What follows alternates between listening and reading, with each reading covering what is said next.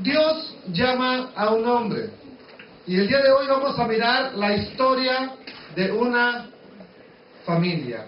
Una historia sorprendente. Porque realmente, cuando uno la entiende, uno dice, yo me he quedado, wow, es realmente una historia sorprendente. Entonces, amados hermanos, Dios un día llamó a un hombre llamado Abraham. No Abraham, Abraham.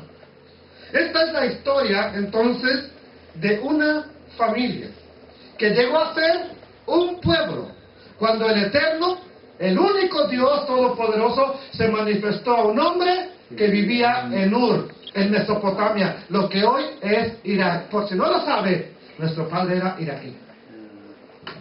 Tanto que no queremos a esa gente, y de ahí era tu padre. Si es que tú eres parte de esta familia. Si no, pues puede decir, mi padre era mexicano, bolillo, qué sé yo. ¿Ok?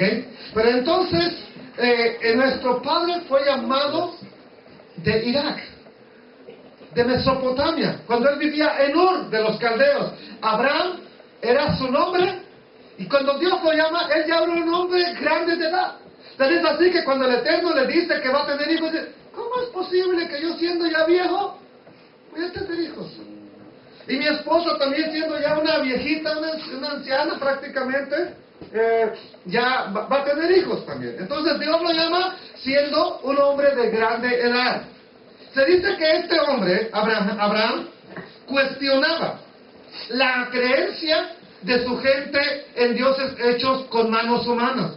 En otras palabras, se dice que Abraham no estaba de acuerdo con lo que sus padres creían, que adoraban ídolos, que adoraban a imágenes que ellos habían fabricado. Entonces, a partir de este hombre, ¿cómo se llama ese hombre? Abraham. A ver, niños, ¿cómo se llama? Abraham. No era Abraham. ¿Cómo se llamaba? Abraham. A partir de Abraham, Dios quería formar un pueblo. Un pueblo. ¿Para qué? Nomás para decir, estos son los más chulos, los más guapos, los más preciosos. ¿O para qué usted cree que el Eterno quería formar un pueblo exclusivo? A ver, ¿para qué? Para darlo a conocer al mundo. Para que este pueblo le diera a conocer en todas las naciones. Ahora usted ya va a ir entendiendo por qué cree usted que el Eterno le llamó a usted como propiedad exclusiva, como primicias de su pueblo, como niña de sus ojos. ¿Por qué cree que el Eterno te llama tu especial tesoro? ¿Por qué crees? Para que la gente demás que no le conocen vea en ti lo que Él quiere mostrar. Abraham vivía en una época donde las cosas eran similares, parecidas a la época en que estamos viviendo hoy en día, amados hermanos. Cada quien creía en Dios a su manera. ¿Ha escuchado a la gente que hoy en día dice, ¿usted cree en Dios? Oh, yo creo en Diosito, a mi manera, pero yo creo en Dios. Pues lo siento, la Biblia me dice que crees en Dios como tú quieres. La Biblia ya nos enseña cómo creer en Dios, cómo adorarle, cómo exaltarle, cómo conducirnos, qué hacer, qué no hacer. Dios ya nos dijo tontos, ¿acaso Dios dice, crea a tu manera? ¿Verdad que no?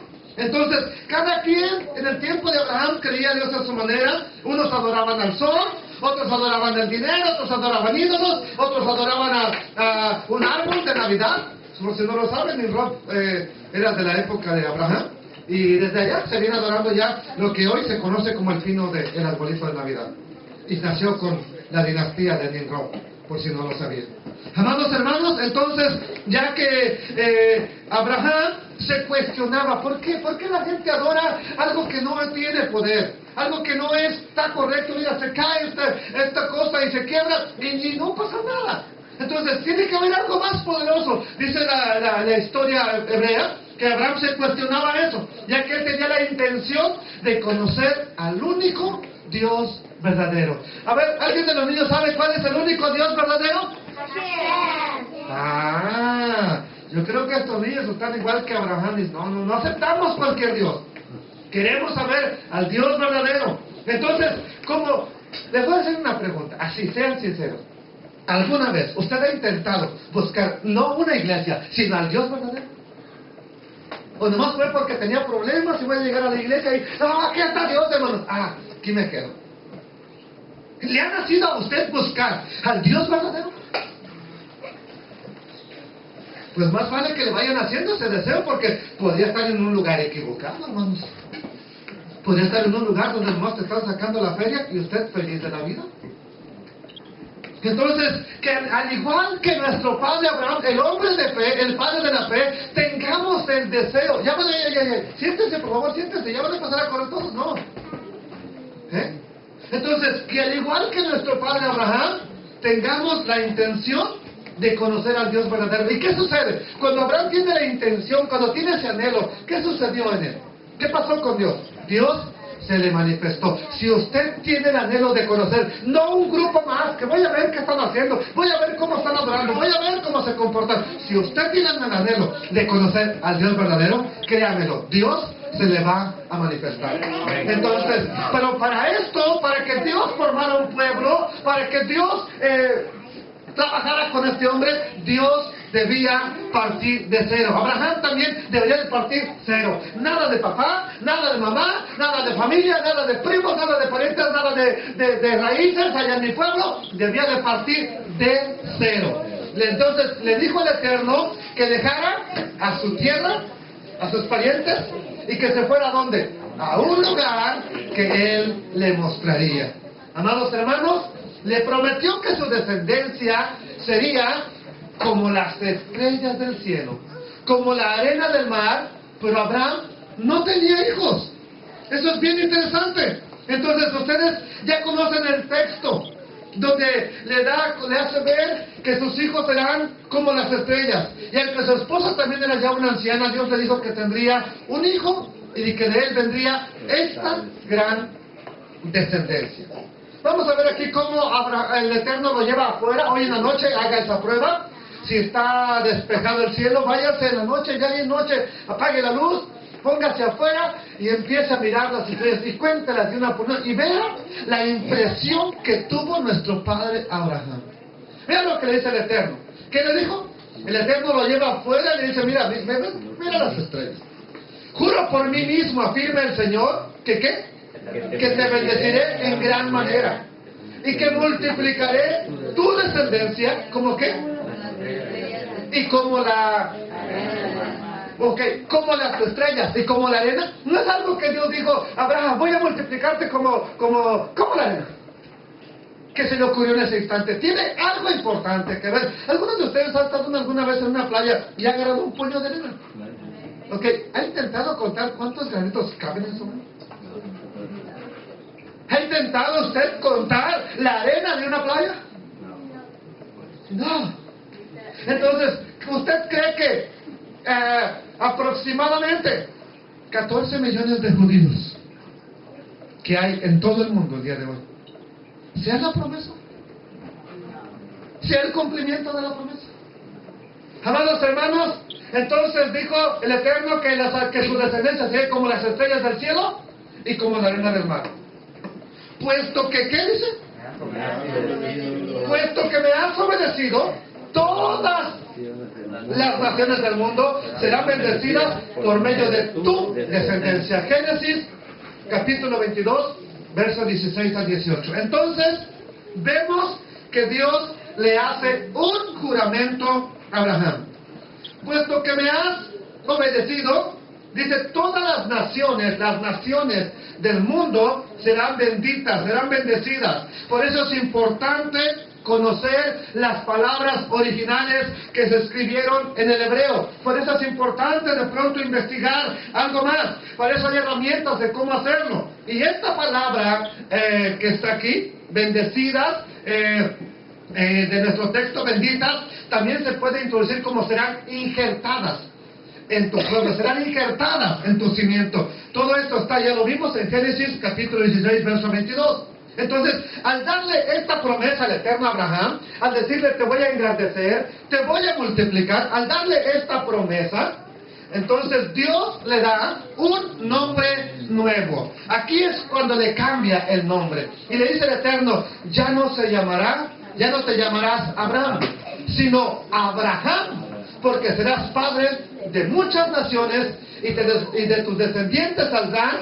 Aquí, quiero que se grabe estas dos palabras que le voy a decir. Quiero que las recuerde siempre, siempre, siempre. De ti saldrán reyes, ¿ok? De este pacto que hago contigo. De ti saldrán naciones y la otra, reyes. Se la voy a preguntar más adelante. Les dije que se graben estas dos palabras. ¿Cuáles palabras son? Díganlo otra vez. ¿Cuáles palabras son? Naciones y reyes. Entonces Dios promete que de Abraham saldrán naciones y reyes. ¿Y qué más le dice? Este pacto que hago contigo lo hago también con tus descendientes y no. Ok, entonces aquí, primera vaca sagrada que vamos a derribar. ¿Dios desechó a los judíos ya? ¿Por qué no? Dígame, ¿por qué no? Porque Dios le dio un juramento a nuestro padre Abraham que nunca dejaría de ser el Dios de sus descendientes. Cosa que se dice contraria en algunas congregaciones. Dios desechó a los hijos de Abraham y ahora nos adoptó a nosotros. Amados hermanos, ¿qué más dice? Esto no tendrá fin. Yo soy tu Dios y también seré el Dios de ellos. Amados hermanos, entonces le dijo, ya no te llamarás Abraham. Abraham es padre de un pueblo. Abraham es padre de un pueblo. Sino que serás padre de muchas naciones. Abraham ya es padre de multitudes, padre de naciones, padre de países, padre de muchedumbres que vendrán a él, y de tus descendientes saldrán naciones. ¿Y qué dijimos? Naciones y reyes. Entonces, aquí aparecen las primeras palabras claves que les dije que debemos de memorizar. Naciones y reyes. Entonces, como se menciona en la Reina Valera, lo dice de la siguiente manera, dice, y te multiplicaré en gran manera, y haré naciones de ti, y reyes saldrán de ti. Entonces, después vamos a mirar que de estas dos palabras, naciones y reyes, naciones en hebreo, es la palabra goim. Es la palabra gentiles, es la palabra gentes. Entonces, esa es la palabra naciones, la palabra goyim. Y reyes, la palabra en hebreo es menahim. Y entonces vemos que aquí comienza el cumplimiento de lo que Dios le promete a Abraham. Entonces Dios le dijo, ¿qué le dijo? Sal afuera, mira las estrellas, te voy a dar un hijo y de él vendrá una descendencia numerosa. Entonces, vemos que aquí comienza el cumplimiento de la promesa a Abraham. Abraham tiene dos hijos, pero uno no es de la promesa. ¿Cuál es el hijo de la promesa? A ver, niños, ¿cuál es el hijo de la promesa? El hijo que Dios le prometió a nuestro padre, ahora sí, Abraham. ¿Cómo se llamaba? A ver, ¿cómo se llama? Isaac. Aquí lo tenemos, mire, Isaac. Entonces, luego de la muerte de Abraham, Dios bendijo a Isaac. También se le aparece y le da la bendición. Entonces, en hebreo, Isaac significa reirá. Entonces el verbo reír en futuro, reirá. Dios bendijo a Isaac. Isaac después tiene dos hijos, pero Dios, a quien Dios le transmite la promesa es también a uno de ellos, no a los dos. ¿A cuál de los dos hijos de Jacob le transmite la promesa el Eterno? De Isaac a Jacob. Bueno, yo dije de Abraham. Bueno, de Jacob, perdón. Ok, de Isaac, gracias por corregirme, de Isaac a Jacob. Me centro en mi rollo y de pronto se me va la onda. Entonces, a este hombre, a Jacob, el Eterno le da la promesa. Y vean lo que dice. Tu nombre es Jacob, pero de aquí en adelante te llamarás Israel. ¿Y qué le dice el Eterno?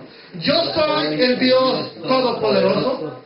¿Qué es ser fecundo? Y multiplica. Tenga muchos hijos. En otras palabras está diciendo,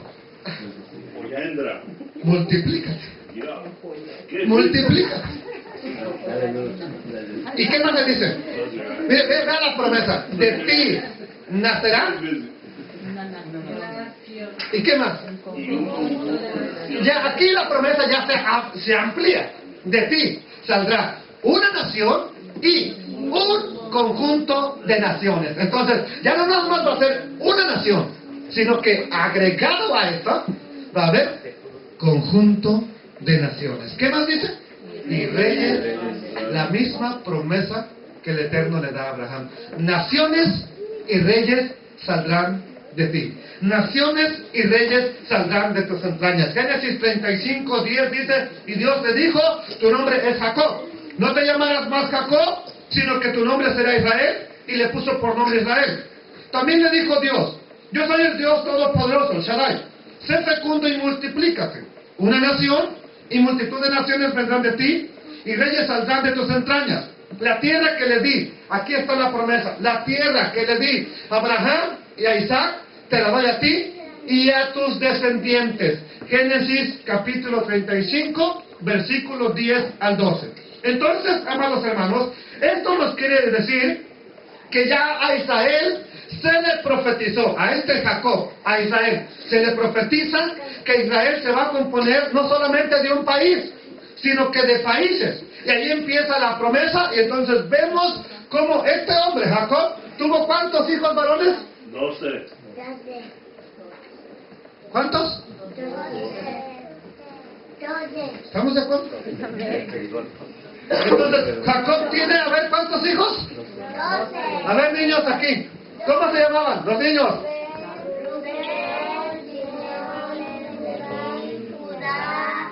Isaacar, Gad,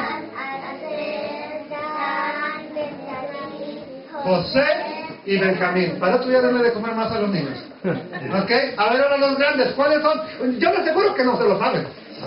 Entonces, y luego por eso andan preguntando ahí, oye, ¿y este? Y pues hoy quiero que se los aprendan. ¿Cuáles son los 12 hijos de Jacob? Rubén. A ver, Rubén, Simeón, Leví, Judá, Isaacar, Zabulón, Gad, Aser, Dan, Neftalí, José y Benjamín. y Benjamín. Estas son las 12 tribus de Israel. ¿Oyeron? Estas son las 12 tribus de Israel. O sea, los patriarcas de cada tribu, de cada uno de ellos salió una tribu, amados hermanos. Entonces, estas son las 12 tribus que estuvieron al pie del monte Sinaí. Entonces, ¿quién es Israel? Todos, las 12 tribus. ¿Nada más los judíos? ¿Quién es Israel? Si es importantísimo que usted entienda esto, que Israel es mucho más que los judíos. Es mucho más que Judá. Judá es una sola cosa. Aquí está Judá. Es una sola tribu. Entonces, amados hermanos, Israel son todas estas tribus. ¿Y por qué se les llama judíos entonces a los israelitas? Bueno, a ver, ¿por qué? ¿Por Judá? Bueno, ¿por qué a todo Israel, lo que era Israel, ahora se les llama judíos? Porque nada más queda una tribu, ¿no? Por Porque ignorancia. todos están dispersos. Nadie Ok, sabe. entonces, bueno, vamos a ver que actualmente lo único que queda del pueblo judío, del pueblo de Israel, es Judá. Judá y Benjamín. uno de cada, prácticamente de cada mujer con las cuales se casó Jacob. ¿Se acuerdan que se casó con 2? Yes. O el suegro le metió 2 más que nada. Ok, bueno, entonces quedó uno de cada mujer. Qué curioso, ¿verdad que sí? Judá y Benjamín. Y estas 2 tribus es lo que hoy en día se conoce como los judíos. Entonces, ¿dónde está? Dígalo. Rubén, Simeón, Leví, Isaacar, Zabulón, Gad, Aser, Dan, Neftalí, José. ¿Dónde están entonces? Están entre las naciones. ¿Dónde están ellos? Partidos a las naciones. ¿Pero son Israel o no? Amén. Entonces, ¿quién es Israel? Las 12 tribus.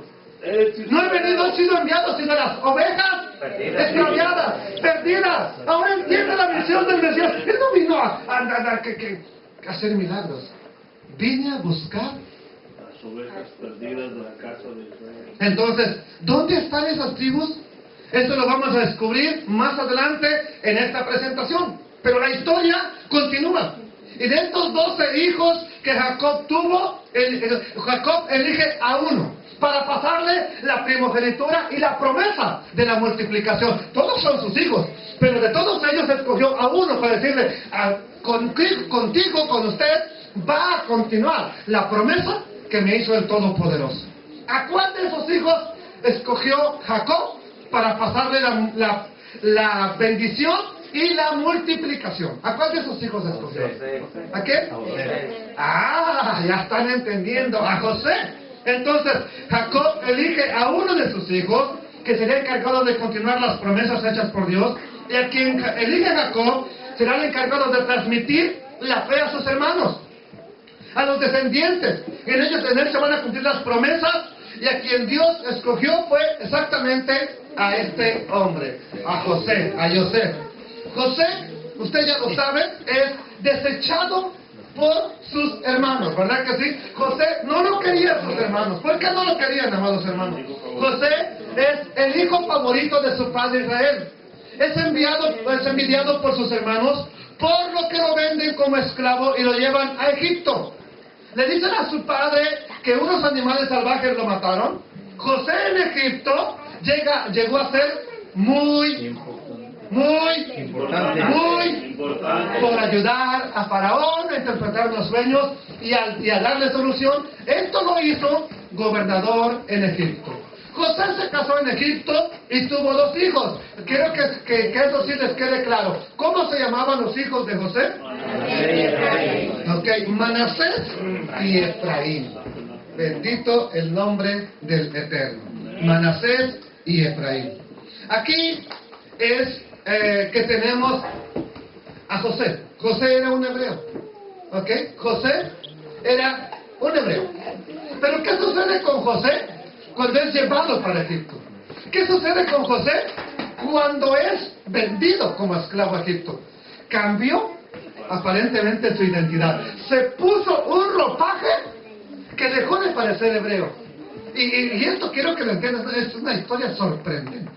Entonces, este hombre hebreo ahora parece gentil. Ahora parece un gentil. Entonces, aquí tenemos que era un hombre hebreo, pero al irse a Egipto toma un disfraz, toma un atuendo egipcio y se le pone incluso un nombre diferente. Su nombre era José. Él añadirá, o el Eterno añadirá, y se le pone el nombre en Egipto de Zaphnath Panea. ¿Qué quiere decir? De acuerdo a los intérpretes de las Escrituras, Dios habla y vive porque Dios habló e interpretó el sueño. De acuerdo a lo que dijo José, el dador de vida. ¿Por qué razón? Porque José era el encargado. ¿Tenían hambre? Vayan con José. Y José les daba, o Zaphnath Panea, les daba el alimento, les daba de comer. Por eso es el dador de vida. Entonces, cada historia en la Biblia, amados hermanos, tiene el propósito de ilustrarnos un plan divino de redención. ¿A quién le recuerda la historia de este hombre? ¿Quién en la Biblia se asemeja bastante a la historia con la de este hombre? Yeshua. Entonces, para empezar vamos a analizar algo. José es un hijo que es el favorito de su papá. Este es mi hijo amado en el cual tengo complacencia. Entonces, que sueña que será exaltado, pero que sus hermanos le tienen celos, le tienen envidia y lo venden a los gentiles por 20 piezas de plata. Lo entregan a los gentiles. Es necesario que vaya a Jerusalén y sea entregado en manos de los gentiles. ¡Ay, bendito sea Adonai! Lo venden por 20 piezas de plata a una nación extranjera. Cambia su identidad, amados hermanos, se gentiliza, por decirlo así, adoptando una vestimenta extranjera.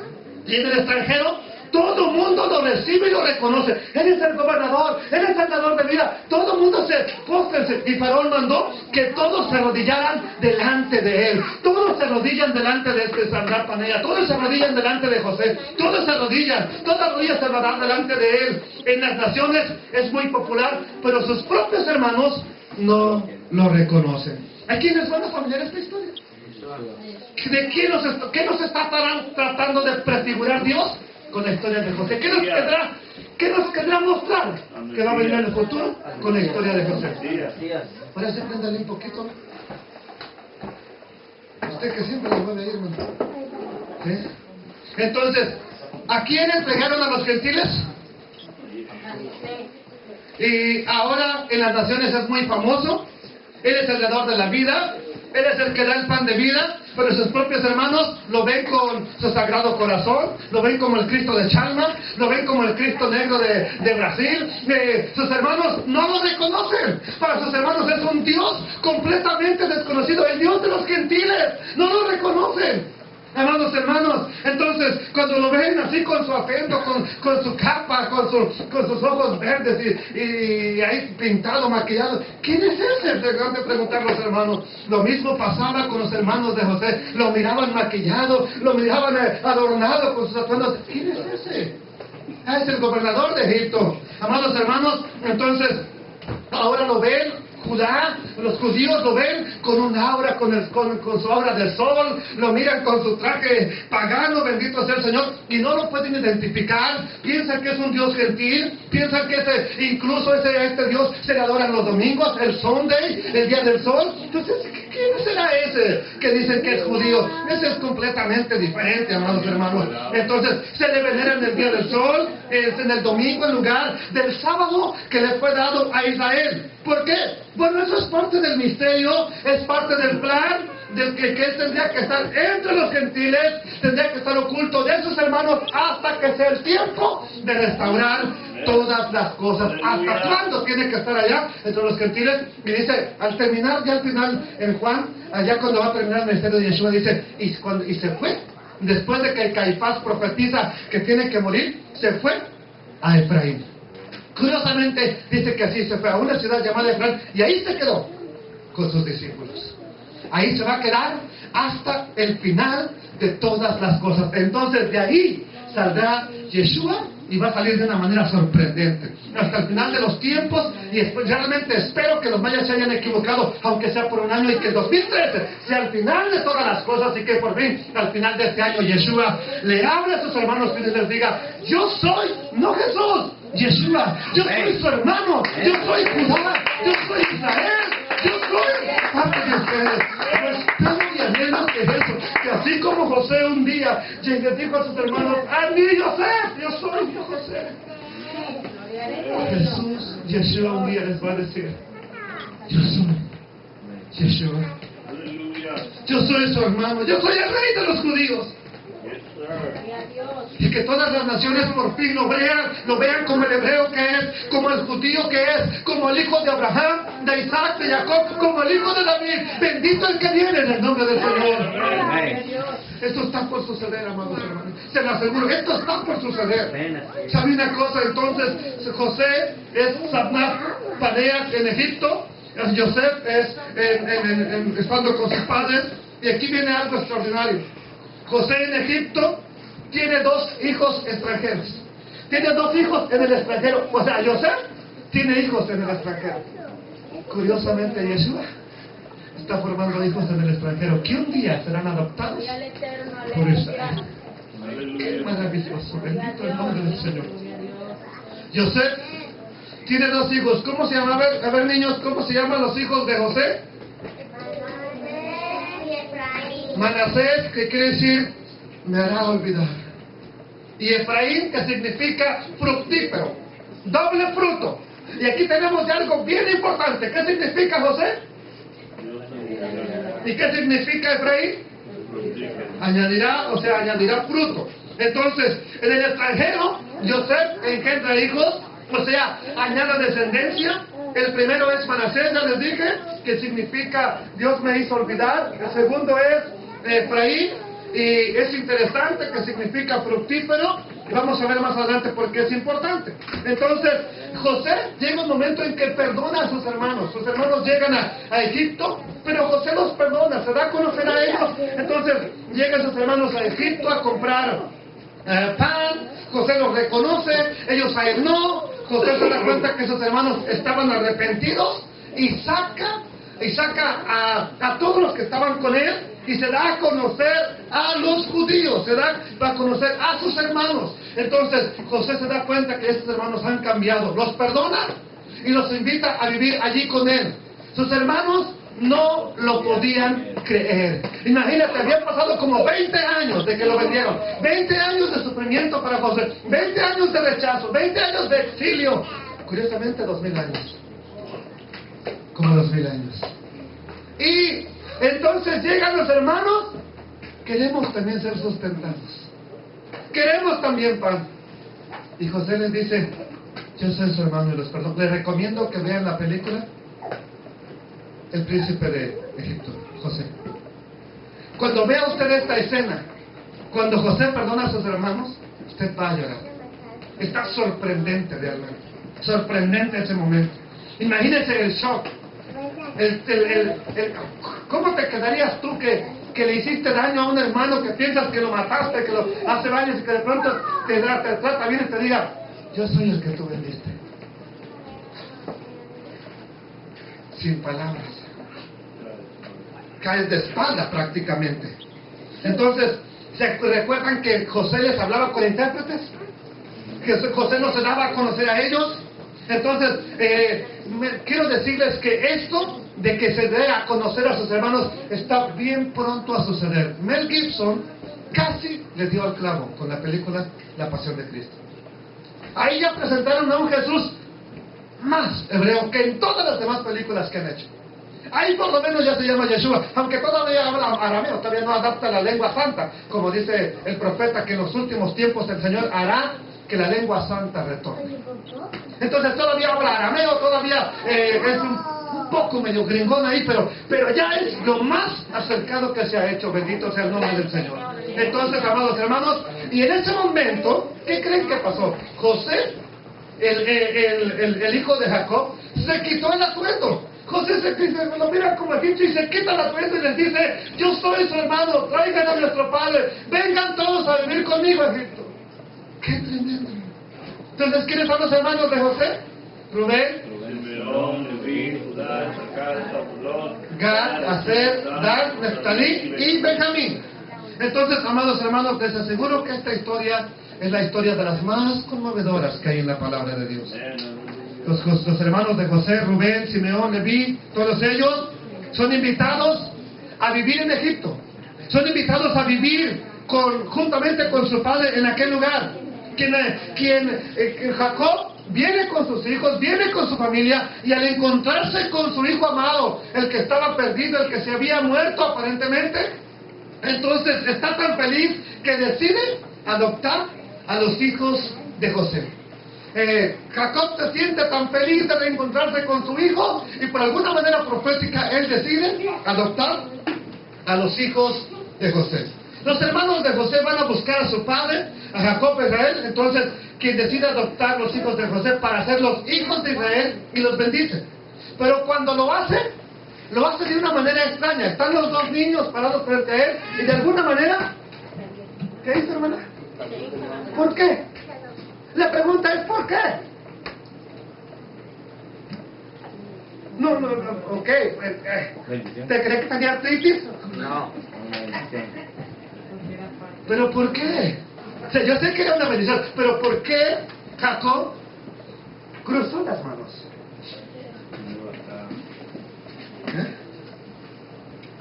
Queda la mano derecha sobre el menor y la izquierda sobre el mayor. Bien importante, recuérdelo. ¿Sobre quién quedó la mano de la promesa? ¿Sobre el hijo? ¿Sobre el hijo?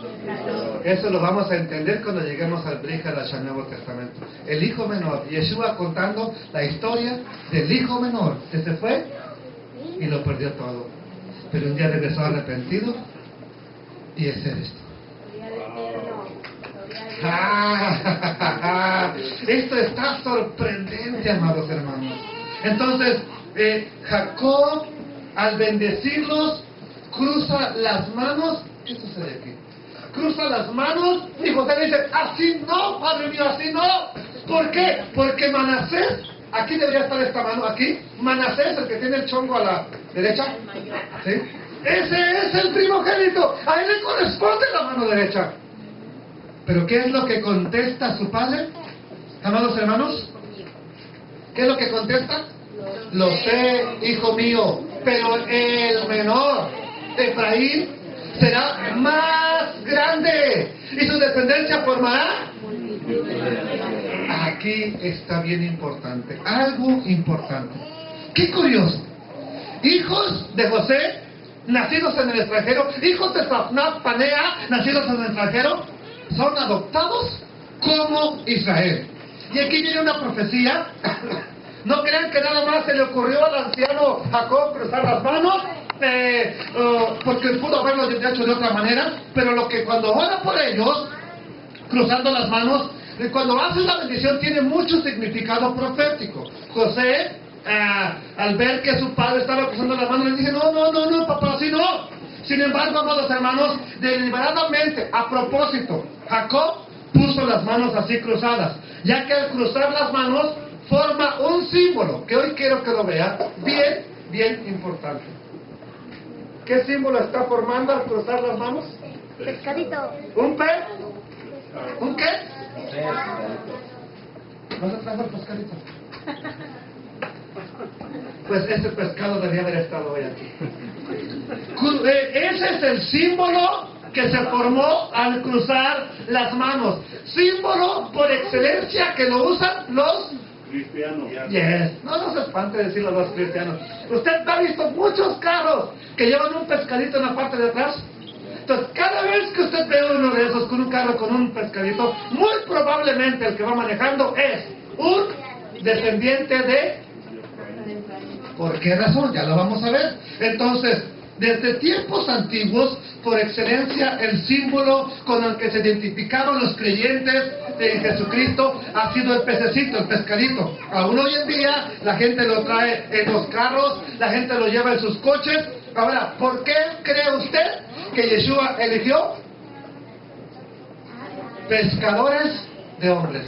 ¿Por qué cree usted que Yeshua elige pescadores de hombres? Porque le dijo a Pedro, desde ahora en adelante serás pescador de hombres. ¿A quién iba a ir a pescar Pedro? Es la pregunta que le tengo a usted. ¿A quién tenía que ir a pescar? Voy a pescar, pero ¿a quién? ¿A quién? Yeshua sabía que lo iban a asesinar, que él ya no iba a estar más tiempo aquí. Así que tenía que agarrar o si no, no es el Mesías, porque no cumplió la misión de buscar a las ovejas perdidas de la casa de Israel. Pero dice, bueno, yo me voy a ir, pero voy a agarrar a este, ¿para qué? Y los haré.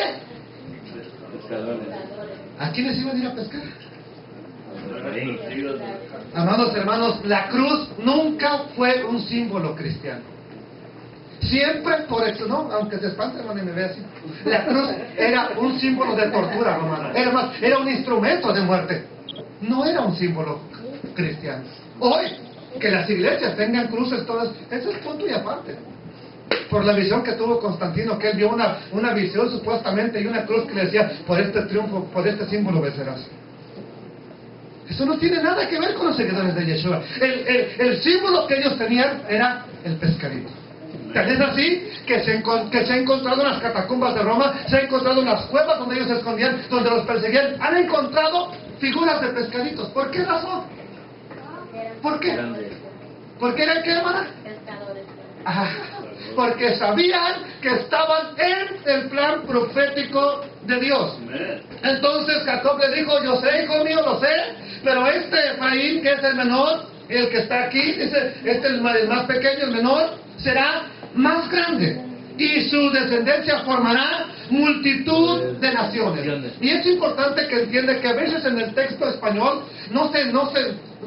las frases a veces no se entienden, pero cuando uno empieza a investigar en las cuestiones hebreas, se da uno cuenta que hay cosas que resaltan. Por ejemplo, cuando Jacob bendice a los hijos de José, les dice, multiplíquense. Y cuando les dice multiplíquense, utiliza una frase bien importante. Entonces, recuerden que les dijo, ellos formarán multitud de naciones.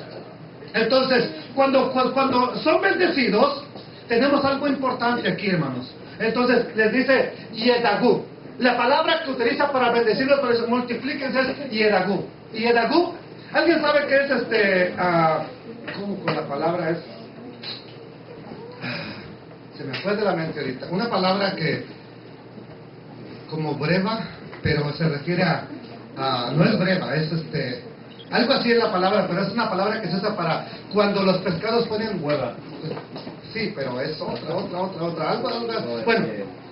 Bueno, esa es la palabra que está implicando.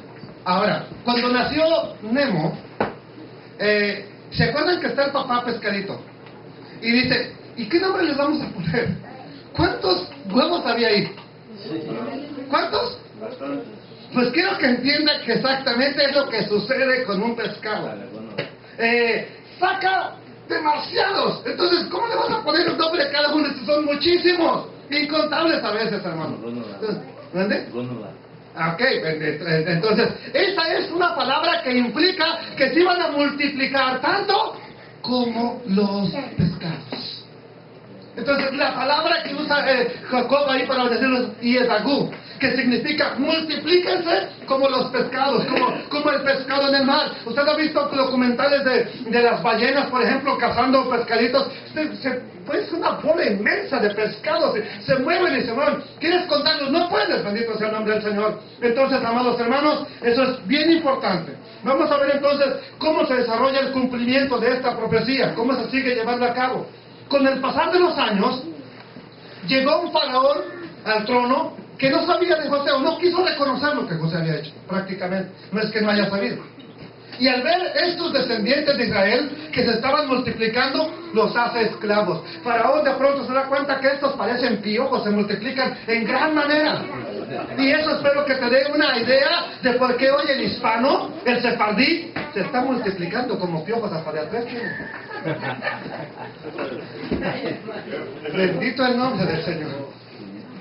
Día 5, día 7. Oiga, eso es sorprendente. Dios dijo que de la descendencia de Abraham, de Isaac, de Jacob, de Efraín, de José, saldrían multitudes. Multitudes. Entonces este faraón los hace esclavos, pasan años oprimidos y, bien importante, ¿qué hacen para ser liberados? Recordando la promesa hecha a sus padres Abraham, Isaac y Jacob. Hasta aquí estamos viendo solamente la historia de una. ¿Correcto o no es correcto? Entonces, una cosa bien importante. ¿Tienes problemas? Ven, pídeme un consejo a mí. Pero clámale a Dios. Él es el único que te puede liberar de los problemas que tú tienes. Por años oprimidos, clama a Dios. Por tiempo oprimido, clama a Dios. La situación no ha cambiado. ¿Qué es lo que hace un padre cuando pues de pronto un hijo tuyo se atoró en el alambre? Ahí está, y papá, sácame de aquí. Tú lo dejas, a ver, que quiero que aprenda, que salga de ahí. Pero tanto y tanto ves que se está haciendo daño y no sale. Papi, sácame de aquí. ¿Qué vas a hacer tú? ¿Qué vas a hacer como padre? Vas a cortar la cerca, vas a hacer lo que tengas que hacer para sacarlo de ahí. ¿Qué crees que va a hacer Dios en el momento en que tú realmente le digas, papi, ya no quiero estar así, ya no quiero? Sácame de aquí. Te vas a sacar. ¿Sabe una cosa? Dios, que es tan inmensamente amoroso, bondadoso, hermoso, ¿qué creen que hace Dios cuando le clamamos a Él, niños? ¿Qué hace? El Señor, Dios de nuestros padres, sálvanos, sácanos. Y Dios hace exactamente eso. Dios oye el clamor de su pueblo. Escuchando el clamor de su pueblo, Dios permitió que estuvieran allá en Egipto para cultivar, para formar, para hacer un pueblo. Y cuando ya son muchísimos, cuando ya son un pueblo, escoge a una persona para liberarlos y dirigirlos a la tierra que le había prometido Abraham. Para dirigirlos a la tierra prometida. ¿Quién es esa persona que Dios escogió para liberar a su pueblo de Egipto, niños? ¿A quién escogió Dios para liberar a su pueblo de Egipto? ¿A quién? Más fuerte, ¿a quién? Apáguenlo, por favor, apáguenlo. ¿Ok? Díganle a Pablo que todavía no estoy listo para irme para allá. Entonces, esta persona fue Moisés. a quien Dios se le manifiesta y le dice que Él es el Dios de sus padres. No le dijo, yo soy el Dios de los cielos, yo soy el Dios de tus padres. Y los padres de Moisés, aunque él creció como egipcio también, no era egipcio. Aunque él creció como linaje de Faraón, él no era de Faraón. En la casa de Leví. Él era de la casa de Leví. Por eso el Eterno dice, yo soy el Dios de tus padres. Yud, Hei, Vav, Hei, el que es eternamente, el yo soy. Yo soy el Eterno, le dijo Adonai. Entonces, amados hermanos, Dios sacó a su pueblo. Entre esta persona que Dios usa es Moisés, y a través de Moisés Dios hace poderosos milagros para convencer ¿a quién? Al hombre más testarudo de la historia que deje ir a su pueblo. Ahora Faraón dice, oh sí Dios, vaya. Patrón, quiero que me dejes descansar los Shabbat. Aquí, si ya quiere trabajar bien. Patrón ocupará su lugar. Dios entonces, como vio que era testarudo, envía plaga tras plaga. ¿Cuántas plagas envió?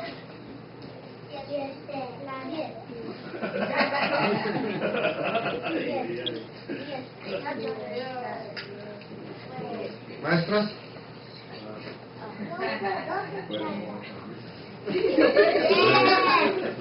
¿Cuántas? A ver, papás, ayúdenle a sus hijos, ustedes que les enseñan mucho, ¿verdad? Son 10. Por favor, cantemos.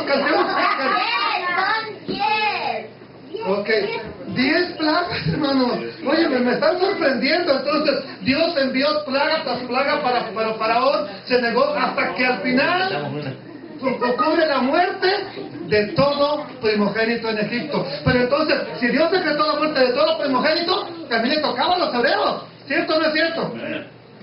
Pero ¿sabe una cosa? Aquí viene lo sorprendente. A su pueblo, Dios les dice cómo librarse de esta muerte. Y les dice, ustedes, pueblo mío, deben de sacrificar un cordero y con su sangre marcarán la puerta, los pilares de la casa, y así, cuando el ángel que Dios envía a ejecutar esto vea la señal, ¿qué va a hacer el ángel? Pasará de largo. La sangre les será por señal en la casa donde estén. Cuando yo vea la sangre, dice el Eterno, pasará de largo, y ninguna plaga vendrá sobre ustedes para destruirlos. Esta es la señal. Más tienen que matar un cordero. ¿Qué les dijo el Eterno? Y este día será memorable para ustedes y lo celebrarán. ¿Cómo qué? Como fiesta al Señor por todas sus generaciones, como una ordenanza perpetua. Y así nació Pesaj. Así nació Pascua, con esta historia sorprendente. Bendito el nombre del Señor. La sangre les será por señal para que no sean destruidos. La sangre será por señal para ustedes. Entonces, es así como comienza el primer éxodo. Es así como comenzó el primer éxodo. Bendito el nombre del Señor. Pero ya el segundo éxodo va a ser semejante a este que estamos viendo aquí. En avión, en carro, ya no va a ser a pie. ¿Qué dice ahí la profecía? No obstante, de aquí vienen días, dice el Eterno, en que no se dirá más, vive el Eterno que hizo subir a los hijos de Israel, sino que ahora se dirá, vive el Eterno que hizo subir a los hijos de qué? De la tierra del norte y de toda la tierra donde había llamado y los volverá a su tierra, a cual dio a sus padres. ¡Wow!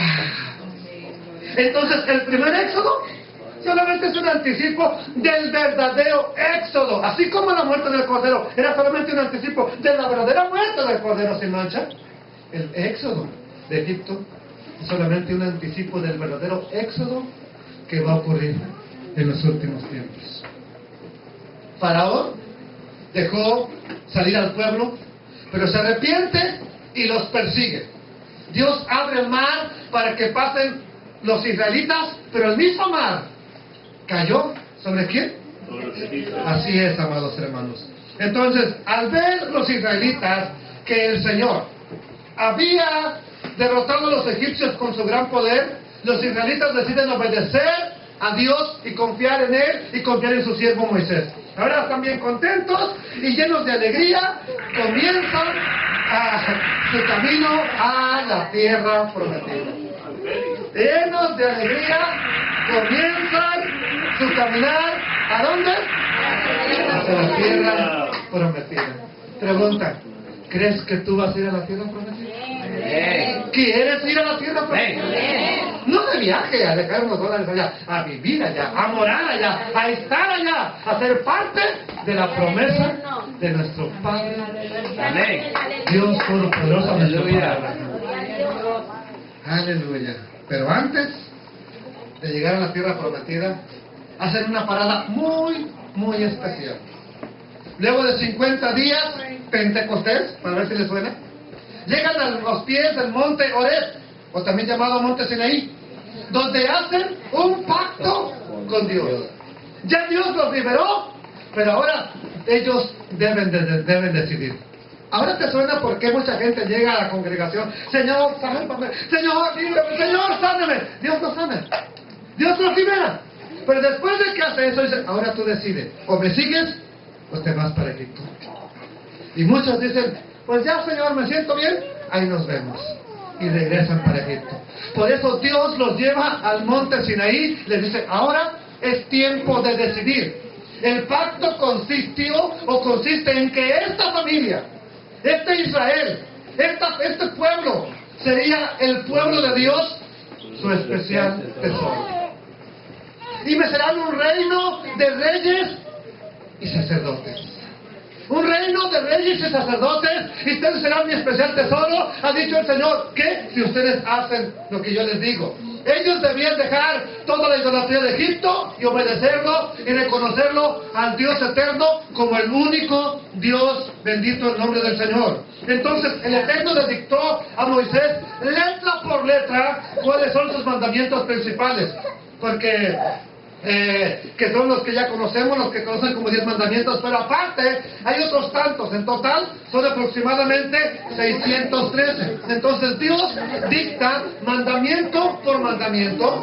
Escucha, oh Israel, el Señor nuestro Dios, Señor uno es. el Señor uno es. Entonces el Eterno les dice: yo soy, aquí a ver si lo alcanzamos a ver, el Dios de Israel. Yo los saqué de Egipto, donde eran esclavos. Primer mandamiento: no tengan otros dioses aparte de mí. Anótelo.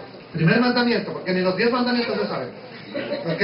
No tengas otros dioses aparte de mí. Segundo mandamiento: no hagan ídolos, no hagan imágenes de nada que esté en el cielo, en la tierra, en lo profundo del mar. No se arrodillen ante ellos, ni hagan ¿qué? Ahora entiende que Dios está en contra de todo lo que no importa qué tan espiritual parezca, no importa que la Madre Teresa haya sido una santa, no la adores. No le rindas culto, porque Dios lo prohibió y está en los 10 mandamientos. Tercer mandamiento: no tomarás el nombre del Señor tu Dios en vano. Jesus Christ. Oh my God. Acaban de dar un trancazo. ¿Qué tiene que ver Dios con eso? No tomarás el nombre del Señor tu Dios en vano.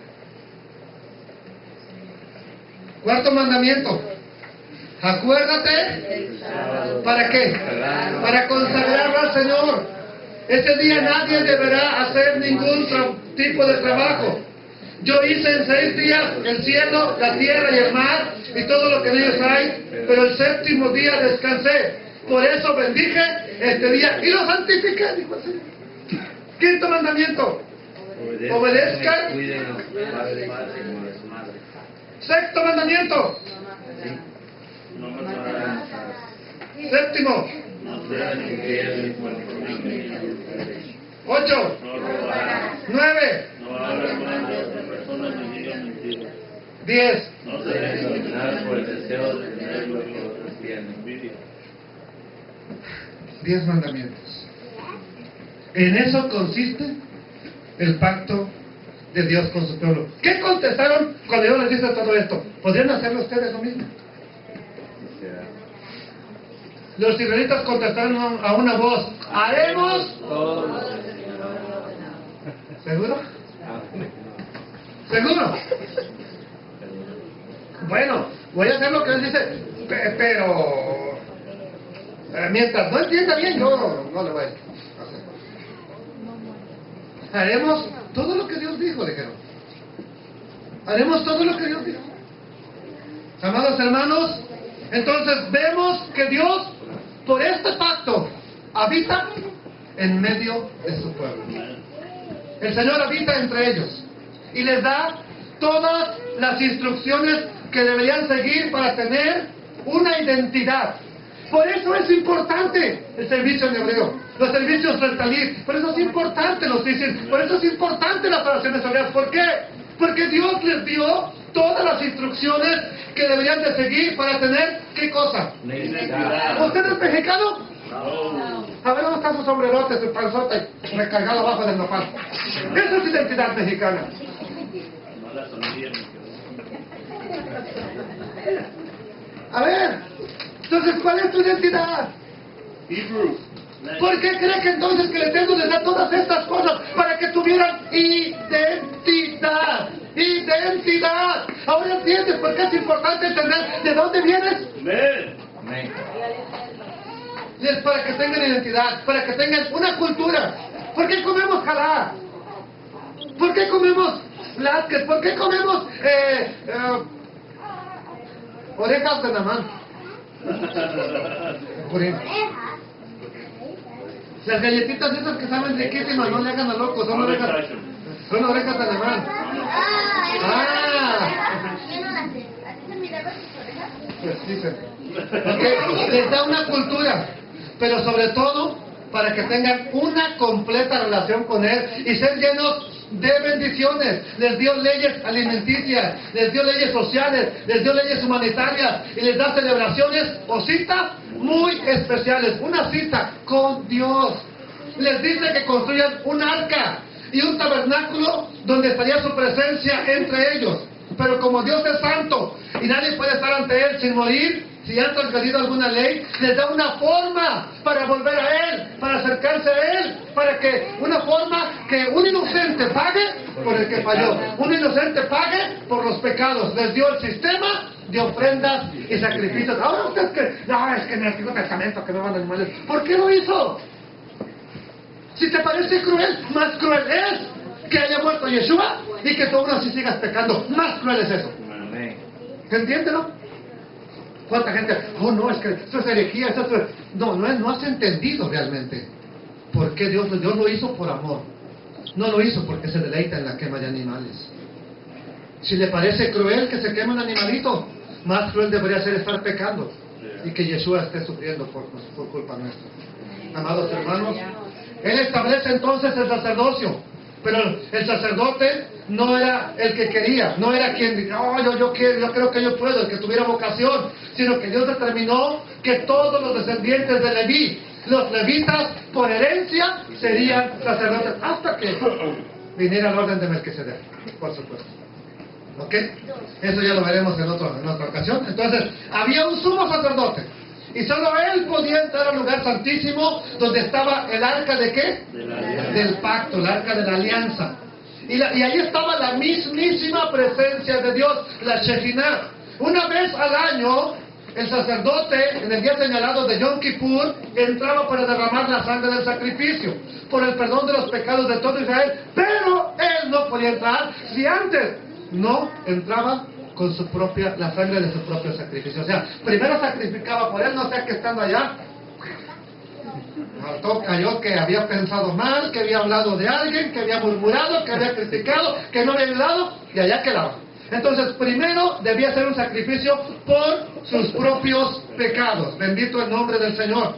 Amados hermanos, estos sacerdotes tenían una vestidura especial, con muchos símbolos, como por ejemplo, un pectoral con 12 piedras preciosas que representan las 12 tribus de Israel.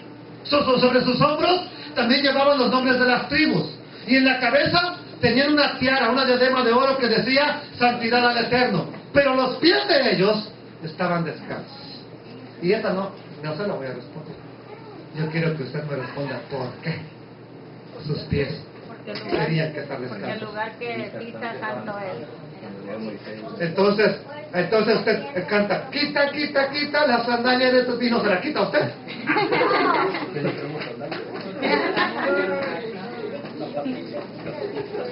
Y si ya estamos en el lugar santo, con mayor razón, no pueden entrar con zapatos.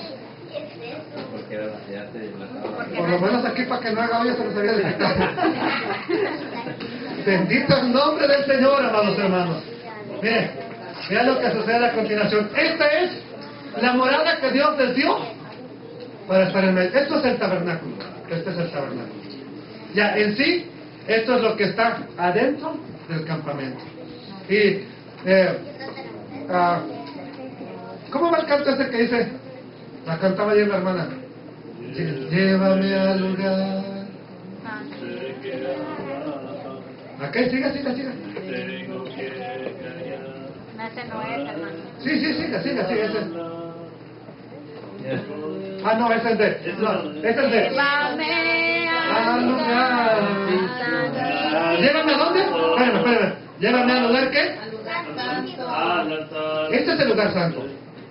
Señor, llévame a tus atrios. ¿Ok? Lugar santo. Aquí está el altar de bronce.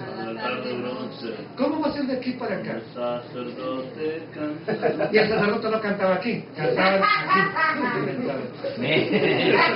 Tengo hambre y sed de justicia y solo encuentro un lugar. Llévame al lugar santísimo. Este es el lugar santísimo. Espérame, este es el lugar santísimo. Y nadie podía entrar.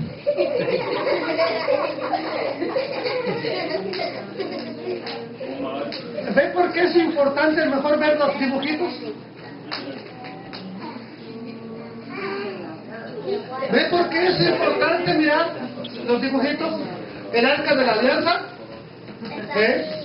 estaba en el lugar santísimo. La menorá y los panes o la mesa de los panes y el altar del incienso estaba en el lugar santo. Y aquí está el altar de bronce. Dice algo de la fuente. No dice nada de la fuente.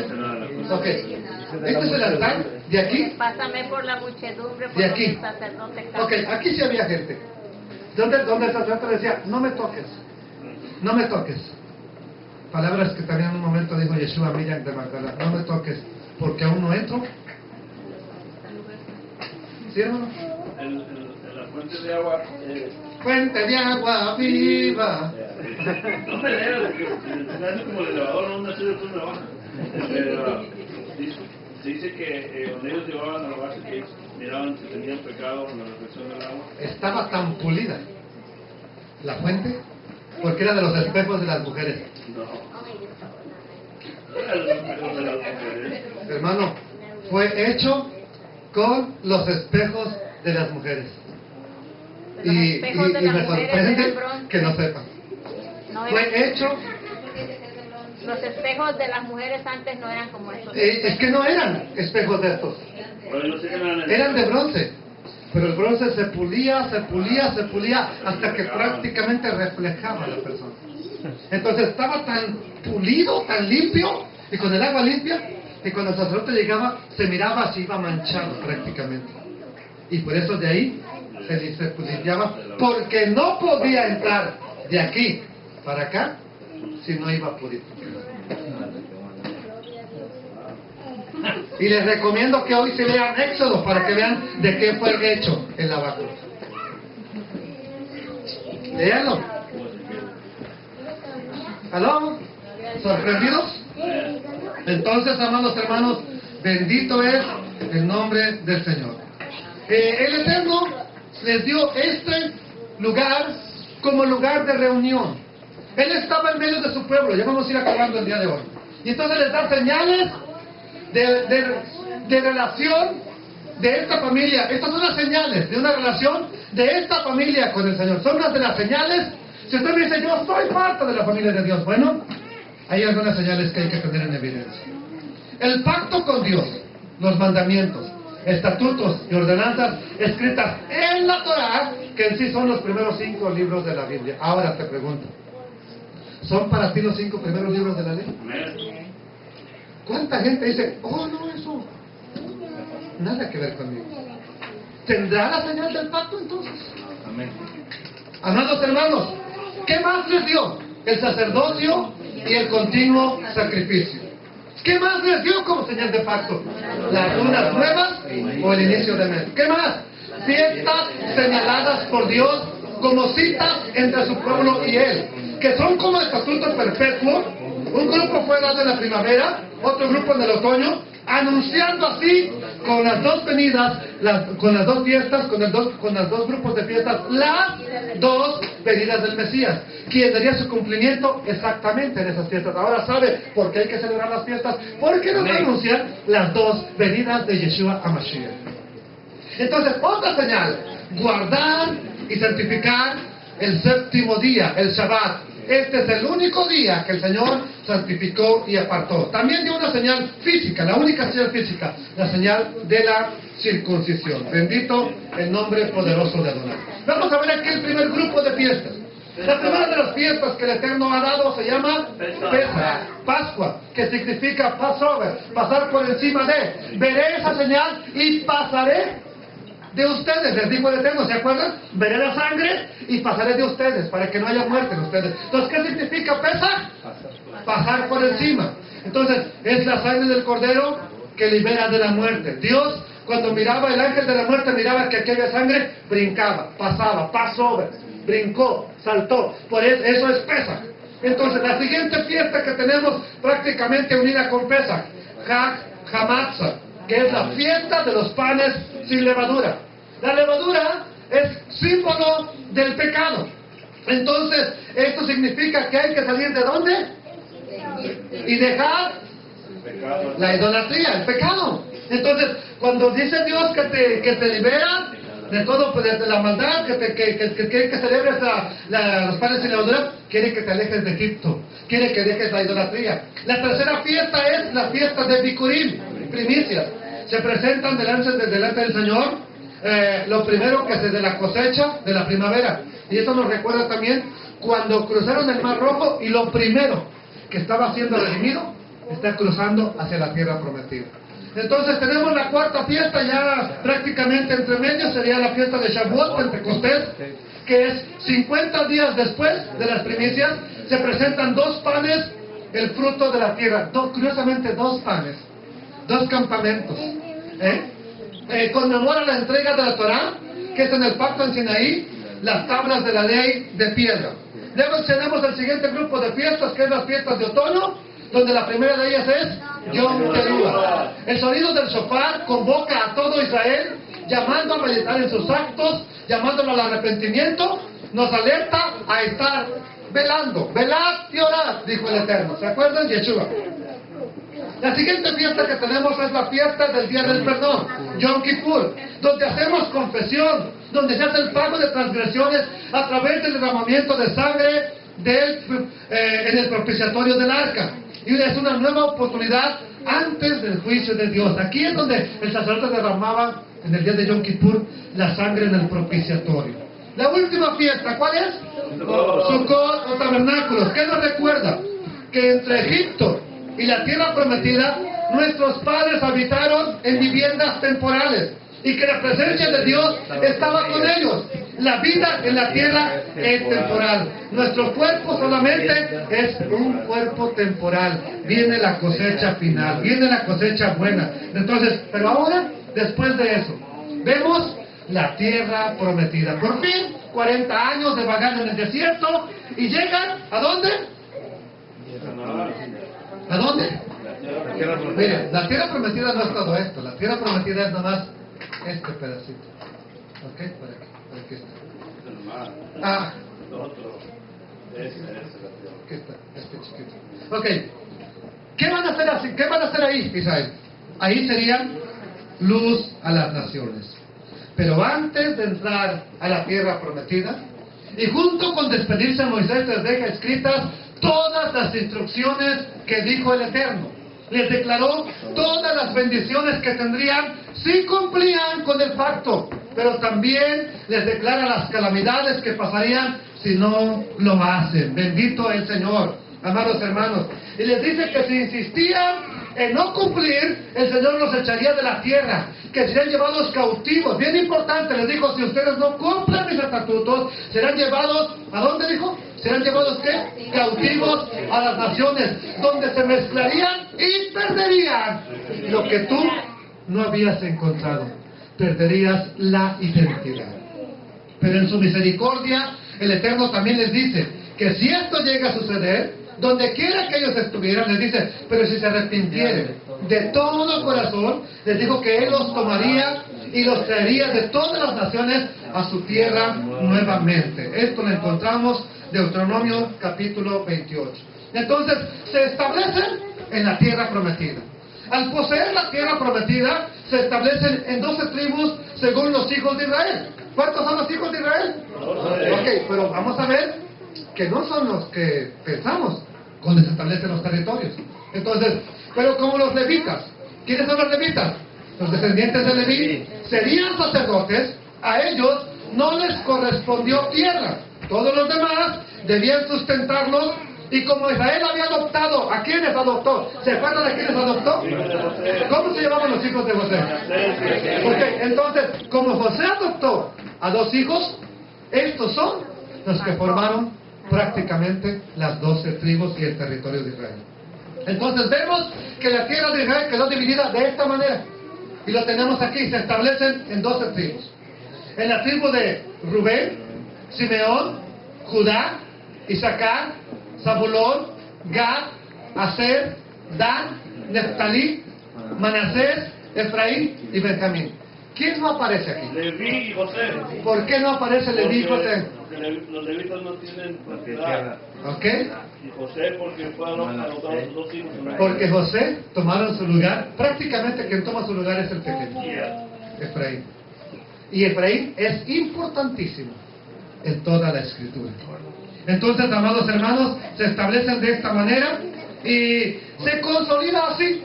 Ya desde entonces, ya estando así el reino, se consolida el reino de Israel. Bajo el reinado de David se consolida la nación. David pertenece a ¿qué tribu? Entonces, y el Eterno escoge a Jerusalén como la ciudad de Dios, que Él escogió para poner allí su nombre. Entonces, les vuelvo a decir que bajo el reinado de David se consolidó el reino de Dios.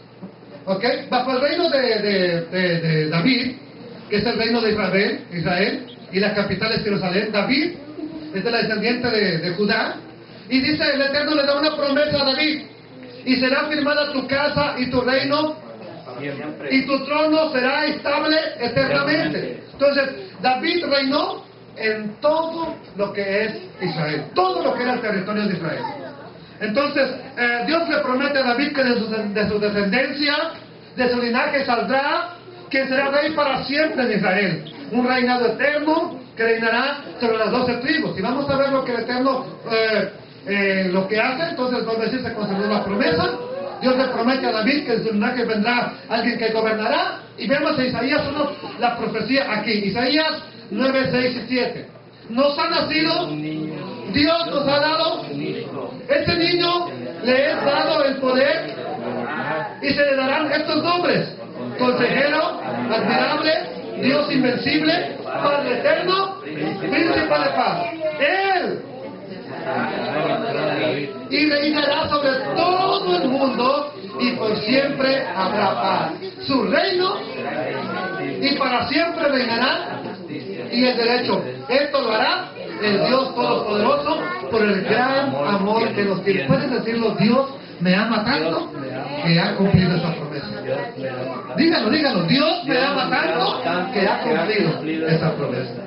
Ahora, ¿qué sucedió? ¿Quién reinó en lugar de Salomón? Perdón, en lugar de David, ya lo dije. Salomón. ¿Ok? Bajo el reinado de Salomón, el hijo de David, el reino llega a su máximo esplendor. Es más, pudieron haber pensado que Salomón era el Mesías. ¿Por qué? En su tiempo había paz, todas las naciones estaban en paz con Jerusalén, todos le daban tributo, todos le pagaban, nadie quería la guerra con Salomón. Hombre, ese hombre es sabio, capaz de que nos despedace. Nadie quería guerra. Entonces, bajo el reinado de Salomón, el hijo de David, el reino llega a lo que Dios pensó y quiso que fuera el reino de Israel. Y esa es la manera como estará cuando venga Yeshua, en su máximo esplendor. Salomón construye en Jerusalén el templo de Dios, donde estaría el arca del pacto que hizo allá Moisés en el desierto. Este es el único lugar de adoración y sacrificios donde se debían celebrar 3 de las fiestas anuales, que son Pascua, Pentecostés y los tabernáculos. Dios hace pacto con Salomón y le dice: si permaneces fiel a los mandamientos, que va a consolidar su dinastía para siempre, pero que si no lo hacía, Dios rompería el reino. Dios le quitaría el reino. Entonces, ¿y qué sucedió, hermanos? Vemos que Salomón, el hijo de David, es un rey impactante, construye lo que fue el templo esplendoroso, grandioso, pero Salomón, a pesar de toda su sabiduría, hizo algo, ¿sí? Y le dice el Eterno: por cuanto ha habido esto en ti. ¿Pero qué hizo? Entonces, Salomón construye Jerusalén, ya lo vimos, dice Salomón, a pesar de toda su sabiduría, ¿qué hizo?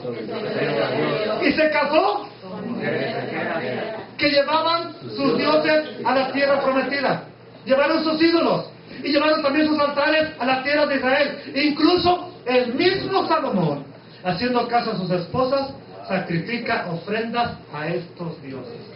Anótelo, Primera de Reyes, capítulo 11, verso 4 al 8. ¿Qué le dice Dios? Te felicito, hijo. La gente se está poniendo más fervorosa, me están amando más. Le dice el Eterno estas palabras: por cuanto ha habido esto en ti, y no has guardado mi pacto y mis estatutos que yo te mandé. ¿Qué le dijo el Eterno? Romperé de ti el reino y lo entregaré a tu siervo, alguien que le servía a Salomón. ¿Qué nos dice? Sin embargo, no lo haré en tus días. ¿Por qué razón? Por amor a David tu padre, lo romperé de la mano de tu hijo. Pero no romperé de todo el reino, sino que daré una tribu a tu hijo, por amor a David mi siervo. ¿Y por amor a quién? La cual yo he elegido. Y entonces vamos a ver que por esta desobediencia de Salomón nace el reino de Efraín. Nace el reino o se divide el reino. El nacimiento, vamos a ver entonces, el nacimiento de Efraín. Y voy a terminar con esto. Se divide entonces el reino. Israel, que son ¿cuántas tribus? Y Judá, 2 tribus. Salomón tuvo un hijo que se llamó Roboam. Roboam le aplastó, les cobró impuestos, estaba haciendo lo malo, pide consejo a los jóvenes, ¿qué dice? Y luego le dice, ¿qué hago con esta gente? Dice que les aligere la carga. ¿Se las aligeró? No, hombre, diga, auméntales para que se les quite. Entonces llega este hombre y dice: si mi padre tenía la mano pesada, yo la tengo más pesada. Y van a ver de aquí en adelante lo que va a acontecer. Entonces, ¿qué hace? Uno que fue siervo de Salomón, llamado precisamente Jeroboam, y que era de la tribu. ¿De qué descendencia era? De Efraín. Por eso el reino se llamó Efraín, porque este es el primer rey del reino de Israel. Entonces, de aquí en adelante, del primero de Reyes 11, cuando usted vea, y le dijo esto a Israel, ya no le diga que es para Judá. Ya hay 2 casas: casa del norte, casa del sur. Reino de Judá, reino de Israel. Eso es importante para entender la Biblia. Entonces el reino se divide. Efraín dice, Jeroboam dice: ¿qué tenemos? ¿Qué tienes tú, Israel, con la casa de Judá? Vámonos, cada quien a su tienda. Se van y se forma el primer reino dividido. El Eterno le había profetizado a Jeroboam. Cuando el profeta va este hombre caminando, y está un profeta sentado, y entonces de pronto el profeta rompe un talit en 12 pedazos. Curiosamente, la capa dice ahí, que no era Batman, sino era Robin, sino su talit, bendito el nombre del Señor. Rompe su talit en 12 pedazos y le da, ¿cuántas partes le dio a Jeroboam? 10. Y le dijo: estas son las tribus que te tocan para final. Dios aumentará tu reino, Dios te engrandecerá, pero haz lo que no hizo Salomón: andar en los mandamientos de Dios. Roboam pues es otra historia. Entonces, ¿cómo se llama al reino dividido, las que fueron la mayoría de tribus? Se llama el reino del norte o casa de Israel. También se le conoce como casa de Efraín. ¿Cuántas tribus son, niños? Niños, ¿cuántas tribus son? ¿Cuál era la capital del reino del norte? Ahí el Señor habló con una mujer en Samaria. ¿Qué le dijo? La salvación viene de los Judíos. Por si no lo sabía. Entonces, el rey que fue el primer rey era de la tribu de Efraín. Por el otro lado, tenemos ya el reino dividido y es el reino del sur, el reino de Judá. Entonces, o casa de Judá, y son solamente dos tribus. La capital era Jerusalén, el rey siguió siendo de la tribu de Judá. Dos tribus que era Judá y Benjamín. Bendito el nombre del Señor. Entonces, amados hermanos, el rey del norte era de la casa de Efraín, el rey del sur era de la casa de Judá. Aquí tenemos reino del norte y reino del sur. El rey del norte se llamaba, era de la tribu de Efraín, pero este hombre, al ver que su gente, que sus súbditos iban a adorar a Jerusalén, temiendo que se quedaran allá, dijo, no, aquí va a haber problemas, y que se reunificaran, decreta que nadie puede subir a adorar a Jerusalén. Entonces, él establece dos lugares de adoración en el reino, en la parte del norte de Israel. Uno en Betel y otro en Dan. Entonces, dos lugares de adoración en su territorio. Cambia las fechas de las fiestas y establece sacerdotes. Ahora sí, ¿quién quiere ser sacerdote? A ver, véngase. Aquí lo vamos a poner. Por el otro lado, Judá está en su tierra, disminuidos, más poquitos, bendito el nombre del Señor. Y sucede algo importante. Efraín establece los lugares de adoración. El Señor se enoja. ¿Y qué sucede con el reino de Efraín? ¿Qué sucede con la casa de Efraín cuando Dios se enoja? Por muchos años, Dios, prácticamente 400 años, Dios manda profetas a advertir a la casa de Israel o a Efraín que se arrepientan y que se vuelvan al pacto, porque si no lo hacen, les sobrevendría todo lo que estaba decretado, no porque Castilla era fuerte, sino por lo que ya había dicho Moisés: si ustedes no cumplen los mandamientos del Eterno, los echará de la tierra. Les dijo, vuelvan al pacto, vuelvan al pacto. ¿Qué hizo Israel? No queremos. Entonces, tristemente, Efraín no escuchó, amados hermanos, y no escuchó por una razón. Vea lo que dice la palabra. Efraín es dado a ídolos. Déjalo. Su bebida se corrompió, fornicaron sin cesar, sus príncipes amaron lo que avergüenza. Esa era la condición de Efraín. ¿Qué dijo el Señor? Son dados a ídolos, les gusta la idolatría. Les encanta adorar a lo que no es Dios. Déjalos. Entonces, ¿qué sucede con ellos? Lo que está advertido, son llevados al exilio como el Eterno lo había advertido. Y entonces, lo que es el reino del norte, Efraín, se pierde. A causa de la idolatría, las 10 tribus del norte son llevadas cautivas por Asiria.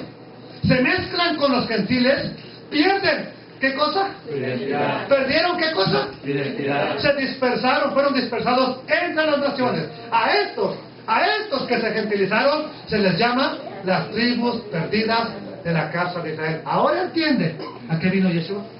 A estos que se perdieron son las ovejas perdidas de la casa de Israel. Estos, su identidad sigue estando viva. Todavía se conoce quiénes son. Entonces, amados hermanos, años después, las 2 tribus, la de Judá, también tienen que ser llevadas al exilio. ¿Por qué? Son llevadas a cautivas por Babilonia. Pero en el exilio se arrepienten. No pierden su identidad. Se acuerdan a Daniel orando, Nehemías, Esdras, todos ellos están arrepentidos. Entonces ellos se arrepienten y vuelven. Son dominados luego por los medo-persias y se les deja volver, pero sin su autonomía. Entonces, o sea, no son libres completamente, todavía están bajo alguien que los gobierna, por encima de ellos. A estos que regresaron, a estos que volvieron a la tierra de Israel, se les llama ¿cómo? ¿Cuántos son los que volvieron? Solamente prácticamente 2 tribus.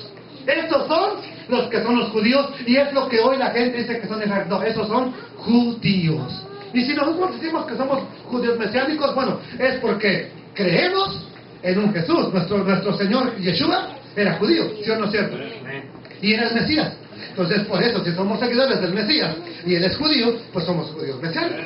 Pero en realidad, nuestro nombre es que somos la casa de Israel. Somos de la familia de Israel. Somos el pueblo de Israel. Somos ese pueblo, esa familia de Israel. Bendito el nombre del Señor. Así que solamente ellos volvieron. Solamente los judíos volvieron a la tierra, amados hermanos. Pero un día, los del reino de Israel, el Señor lo prometió, volverán a ser como la arena del mar, que no se puede contar. Cuando llegue ese día, yo no volveré a decirles, ustedes no son mi pueblo. Y al contrario les diré, ustedes son mi pueblo, porque yo soy el Dios de la vida. Ese día, que dice el Eterno, pues yo les devolveré a los reinos. ¿A los reinos de quién? Y de Israel, la grandeza que tuvieron. Volverán a ser, tendrán, y volverán a Jerusalén los que fueron llevados a otros países. Esta es la bendita promesa del Eterno. Ahora entiende a Pablo que se juzga cosa extraña que Dios resucite a los muertos. Por la esperanza de Israel es que estoy cautivo. Ahora entiende cuál es la esperanza. Ahora entiende cuál es la promesa. Un día el reino de Israel volverá a ser una nación. Volverá. Ese día será grandioso. Pues yo les devolveré el reino, dice el Señor. Yo les devolveré su esplendor, la grandeza que tuvieron. Volverán a ser una nación. Entonces, al pasar el tiempo, amados hermanos, los judíos que regresaron de Babilonia se hicieron rigurosos con la ley, al punto de agregar mandamientos para poner cercos de protección. No quiero que te juntes con los gentiles, ellos nos han hecho daño. Mira lo que le pasó al reino del norte, se gentilizaron. Por favor, tranquilos. Entonces pusieron mandamientos más rigurosos, a punto de agregar mandamientos para poner cercos de protección. O sea, para que no quebrantaran los mandamientos de Dios. El problema no fue ese. El problema, todo pastor lo ha hecho, dogmas. Ahora aquí quiero que no traigas zapatillas, porque esto, lo otro. Porque todo pastor ha dado dogmas. El problema fue que daban más énfasis a estos mandamientos de los hombres, de lo que se llama la tradición oral o ley oral, que a lo escrito por Dios. El templo era el centro del judaísmo, aunque ya no estaba en ella el arca de la alianza. El arca ya se había perdido ante las conquistas. Para que no cayeran manos equivocadas, se escondió muy bien, tanto que se perdió su rastro. Pero seguía en el templo todos los pisos sacerdotales de continuo, sacrificios para el perdón, para las transgresiones, estaban para seguir en el pacto, estaban las ofrendas voluntarias y se seguían celebrando las fiestas. En las sinagogas se reunían ya prácticamente desde Babilonia, los días de reposo, el Shabbat, para estudiar la Torah, donde maestros o rabís enseñaban la interpretación de la Torah al pueblo. Un camino de seguir, la manera de cumplir la ley y la manera de andar en los profetas. Amados hermanos, y esto hacía que creciera la esperanza. Estamos oprimidos, no tenemos una casa, no tenemos al Mesías, pero va a venir. Estaba creciendo la esperanza. La esperanza de que vendría ¿quién? El ungido de Dios, Mashiach. Eso es lo que significa Mesías, ungido de Dios. Cristo solamente es ungido, pero solamente que es en griego. Y este ungido de Dios, ¿de dónde vendría? Del linaje de David. ¿De qué tribu? De la tribu de Judá, que los libertaría de la opresión de sus conquistadores y restablecería el reino en unidad. Las 12 tribus. Esta es la promesa que tiene que cumplir Mesías, unir a las 12 tribus. Ese sería un regalo de paz y prosperidad, donde las naciones van a acudir a ellos, donde las naciones... Cerramos con esto, es lo último que leemos. Pero vienen días, aquí viene el pacto que Dios prometió. Vienen días, declara el Señor, en que levantaré a David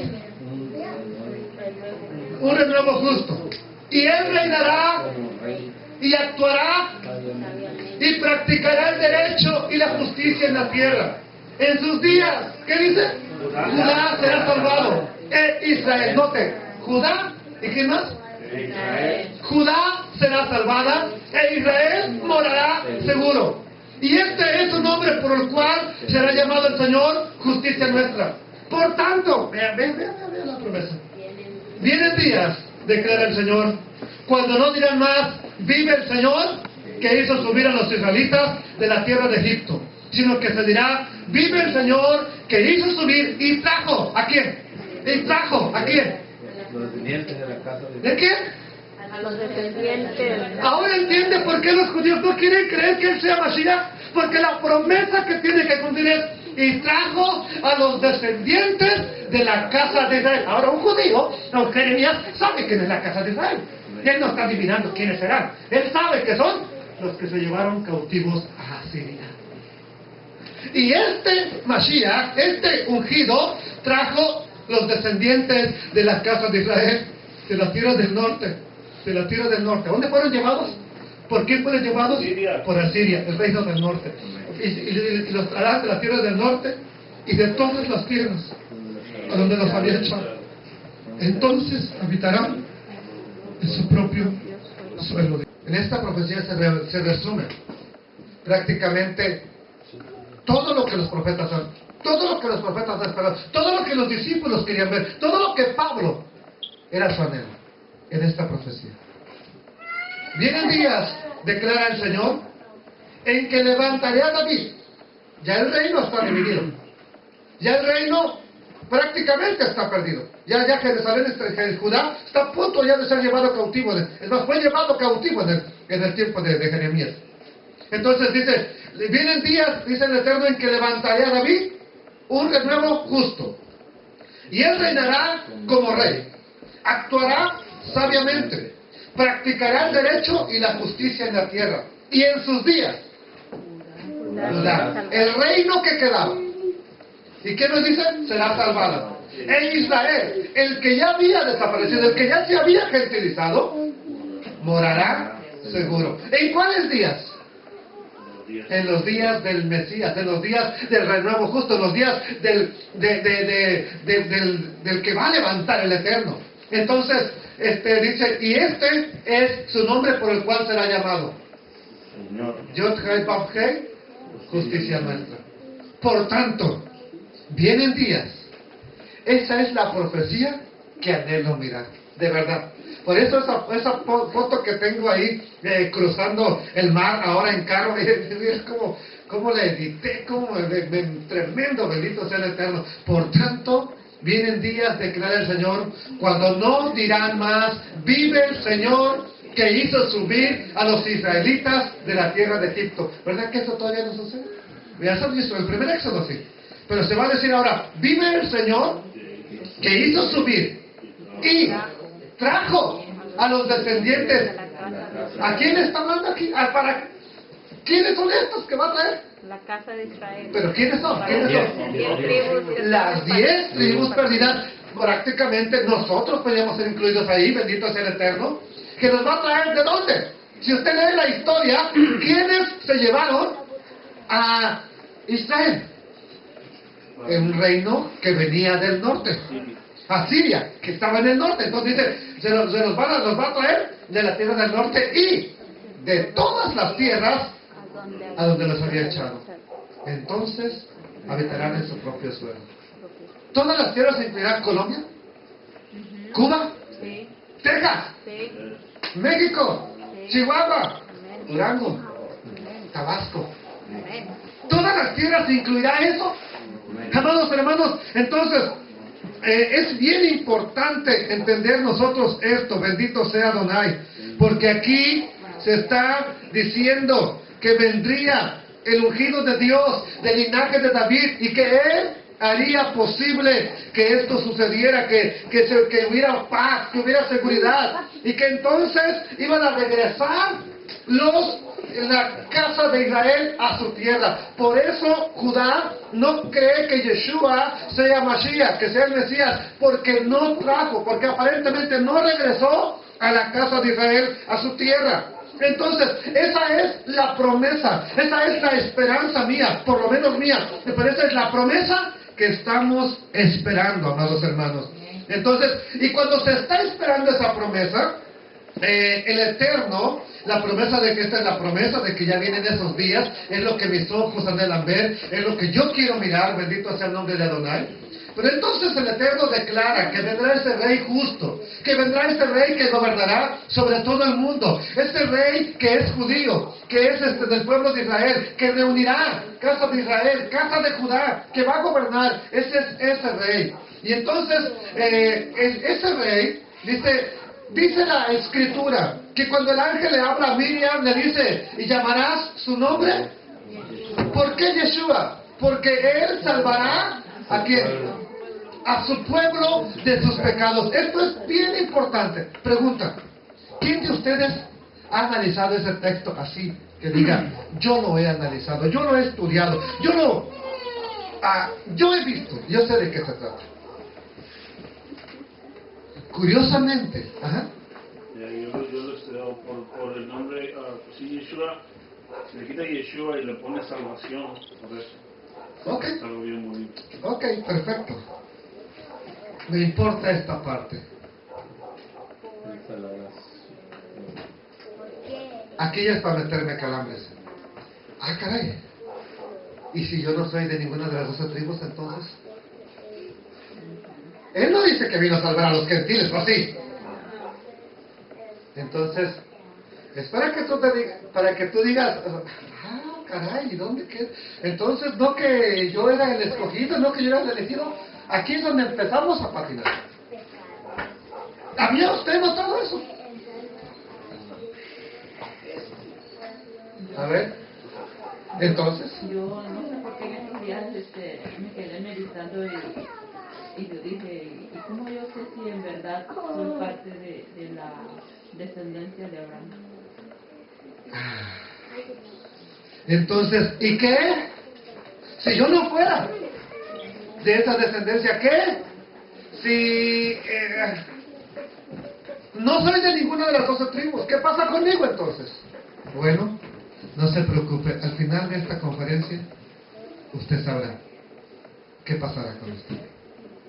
Entonces el ángel dice: llamará su nombre Yeshua, porque él salvará a su pueblo de sus pecados. En la profecía que acabamos de mirar de Jeremías, esa es la profecía que está esperando el pueblo de Israel. Es la profecía que estamos esperando que se cumpla. Es la profecía que estaba esperando que en su totalidad se cumpliera Pablo.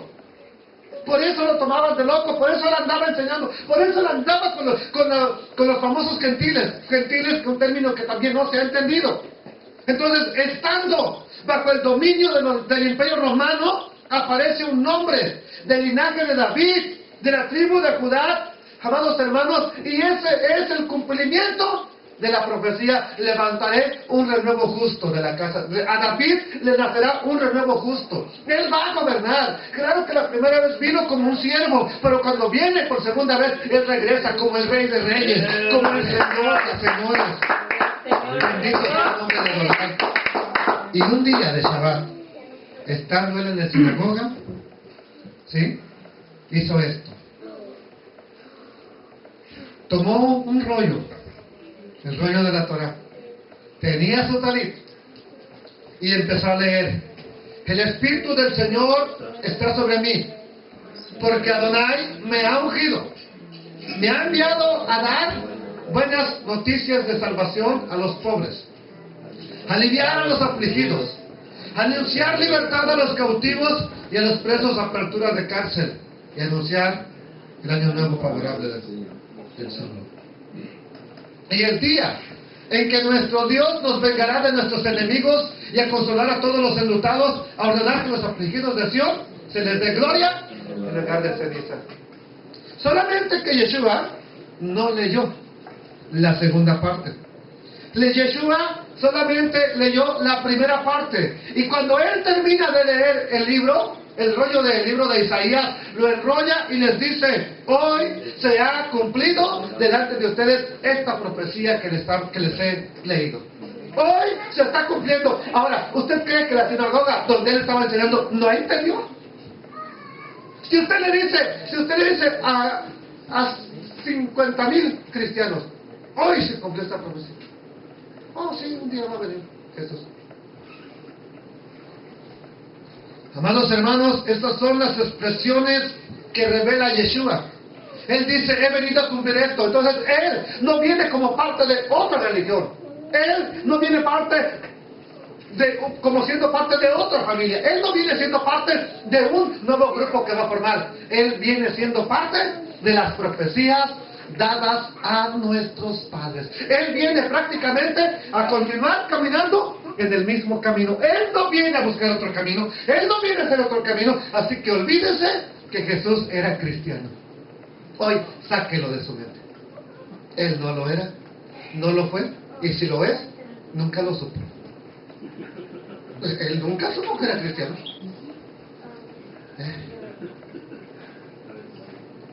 Amados hermanos, mire, vea las expresiones que reveló Yeshua diciendo quién él era. Hoy usted va a entender, como usted ya tiene un panorama más amplio, sí, esto quiere decir esto.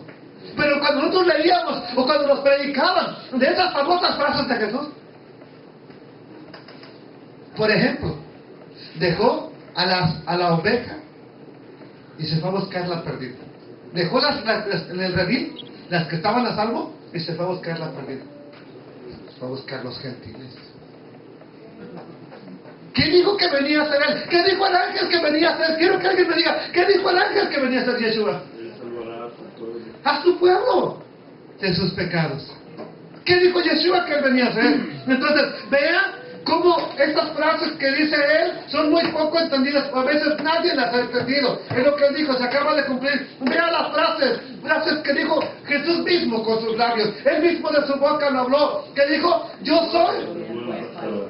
Ahora, ¿pastor de qué? ¿De qué ovejas? Quiero que usted me diga, ¿de qué ovejas? Casa de Israel y también casa de Judá. Acuérdense que las profecías unirán a los dos pueblos, de ambos pueblos, derribando.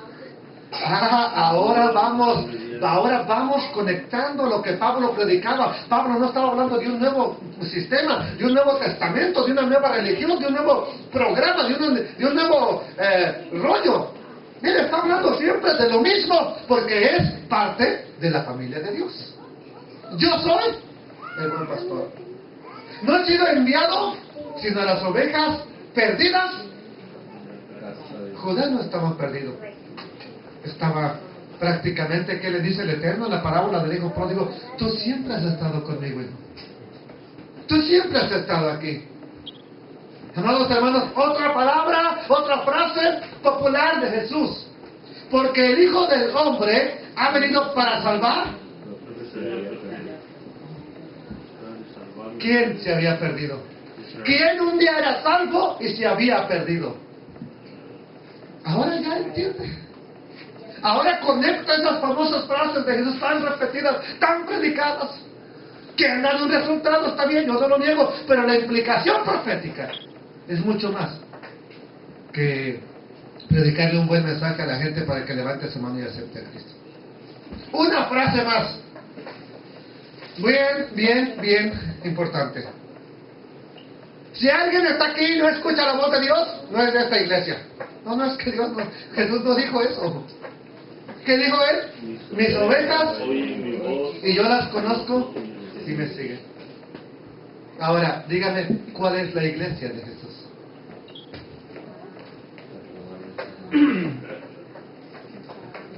No anuncia iglesia. No está anunciando una iglesia ahí. ¡Claro que no! ¡Está hablando de ovejas! Bendito es el nombre de Adonai, hermanos. Ahora entiende todas esas frases que el Eterno está diciendo, que Yeshua está diciendo, que Adonai está hablando a través de su ungido. Entonces el plan de Dios nunca cambió. Es que me fallaron, es que me dieron la espalda. Bueno, ahora voy a enviar a Jesús y que levante otros más. Puro gentil ahora, hombre. ¿Dios cambió el plan? No. Somos los hombres que por no entender lo que Dios ha estado hablando, hemos hecho chilaquiles del mensaje de Dios. Hemos hecho nuestro propio rollo y predicamos y la gente, ¡amén! Quiero que hoy le quede claro, la Biblia sí es un solo libro. Tiene una continuidad, y desde Génesis hasta Juan, que vamos ahorita, sigue hablando del mismo tema. No ha cambiado. Entonces, si oyes la voz del buen pastor, ¿qué crees que eres? Si usted ya ha oído la voz del buen pastor, que dice, ¿qué dijo Yeshua? Mis ovejas oyen mi voz y se van al alma latina. Y me siguen. Ok, entonces, si oyes la voz del buen pastor, entonces, ¿qué eres tú? Eres una de las ovejas perdidas que Él está llamando a volver al único rebaño que hay. Aleluya. No hay 2, no hay 3, no hay 4 y no hay 5. El único rebaño. A eso se refería él cuando dijo, tengo otro rebaño que tengo que traer. No dijo otro rebaño. Tengo otras ovejas que no están en el redil, a las cuales debo atraer. No dice les voy a hacer otra iglesia, les voy a hacer otra religión. ¿A dónde? Al redil, Al pueblo. en el cual él ya estaba cuidando. Deja las ovejas seguras y se va a buscar la perdida. Bueno, si uno tiene sentido, usted es inteligente. Usted que me diga que es tontito, no lo es. Usted es inteligente. Aleluya.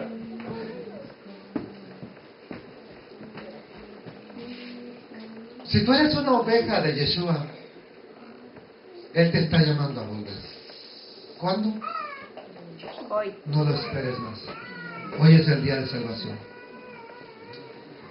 Cuando Yeshua le está dando problemas a los líderes religiosos, Él ya está siendo muy popular, ya la gente lo sigue, ya la gente le Hosana, Hosana, bendito el que viene en el nombre del Señor.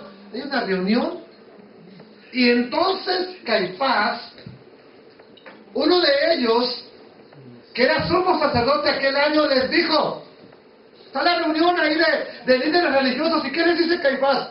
Acuérdense que Caifás está ahí por el poder, por el dinero. No está ahí porque quiere servir a Dios. La religión deja mucha ganancia si se usa para ganancia. Entonces Caifás está ahí porque le interesa el puesto. Eran puras familiares ahí, yernos, suegros, todo eso. Entonces, y les dice, este Caifás le dice, vosotros no sabéis nada, ni pensáis que nos conviene, ¿qué cosa? Que un hombre muera, ¿por qué? Por el pueblo. No digo por los impíos. Y no que toda la nación perezca. Ahora esto no lo dijo por sí mismo, dice Juan, sino que como era el sumo sacerdote aquel año, ¿qué pasó? Profetizó. ¿Qué estaba haciendo Caifás cuando dijo, conviene que uno muera por todo el pueblo? ¿Qué estaba haciendo Caifás? Aún en su mundanalidad, Dios lo usó para profetizar. Así que no me extraña de que alguien por ahí que sea un vividor de la palabra de Dios, Dios lo use para profetizar y llevar un buen mensaje. No me extraña. Así que usted dice, pero ¿por qué Dios los usa? Caifás es la evidencia. Judas es la evidencia. Balaam es la evidencia. ¿Qué hizo Caifás? ¿Qué profetizó? Que Jesús había de morir por la nación y no solamente por la nación. Nunca se quita el dedo del renglón, sino para congregar en uno a los hijos de Dios que estaban dispersos. Dios cambió la historia con Jesús. ¿Cambió el plan con Jesús? No. Así que desde aquel día acordaron matarle. Y buscaban oportunidad para matarle. Entonces, esto no lo dijo por sí mismo. Entonces, aquel día acordaron matarle. ¿Y qué pasa con Jesús? Dice, ¿qué hace Jesús? Vea lo que está proféticamente hablado. Por tanto, Jesús ya no andaba abiertamente, el mismo pasaje, entre los judíos. Desde ese día Jesús empezó a tener cuidado. Sino que se alejó de ahí, ¿a dónde? a la región contigua. ¿A dónde? Al desierto. ¿Qué es el desierto? El desierto en la Biblia es el exilio, es la diáspora, es fuera de Israel. Eso significa la palabra desierto en la Biblia. Entonces, y fue al desierto, a una ciudad llamada, curiosamente, fue Efraín. ¿Y qué pasó? ¿Y qué dice Juan? Mire. Y se quedó allí con sus discípulos. Eso está en el libro de Juan. Lo hemos leído 1, 2, 3, 4, 5, 10 veces, no sé cuántas veces le habíamos puesto atención. ¿Qué hace Jesús entonces? Es condenado a morir y lo que Él hace es pagar el precio de tu rescate. Tú, si oyes la voz de Yeshua, eres una de esas ovejas perdidas que no podía volver. ¿Por qué? Porque nuestros padres le dieron la espalda a Dios y Dios dijo, ustedes ya no son mi pueblo. ¿Pero qué hizo Yeshua? Dígalo. Pagó el precio de mí para que yo pueda volver. Jesús no murió para formar una nueva religión. Jesús no estaba pensando en algo diferente. Él estaba pagando el rescate para que los que estaban perdidos pudieran regresar al Padre. Eso es arrepentimiento. Eso es teshuva, volver. Oye, le digo a un gentil, arrepiéntete, vuélvete. ¿A dónde se va a volver? Si nunca ha estado con Dios. Entonces, ¿a dónde se va a volver? Eso no es arrepentimiento. El arrepentimiento es volver, pero ¿volver a dónde? A lo que un día tuvieron tus padres, al Eterno.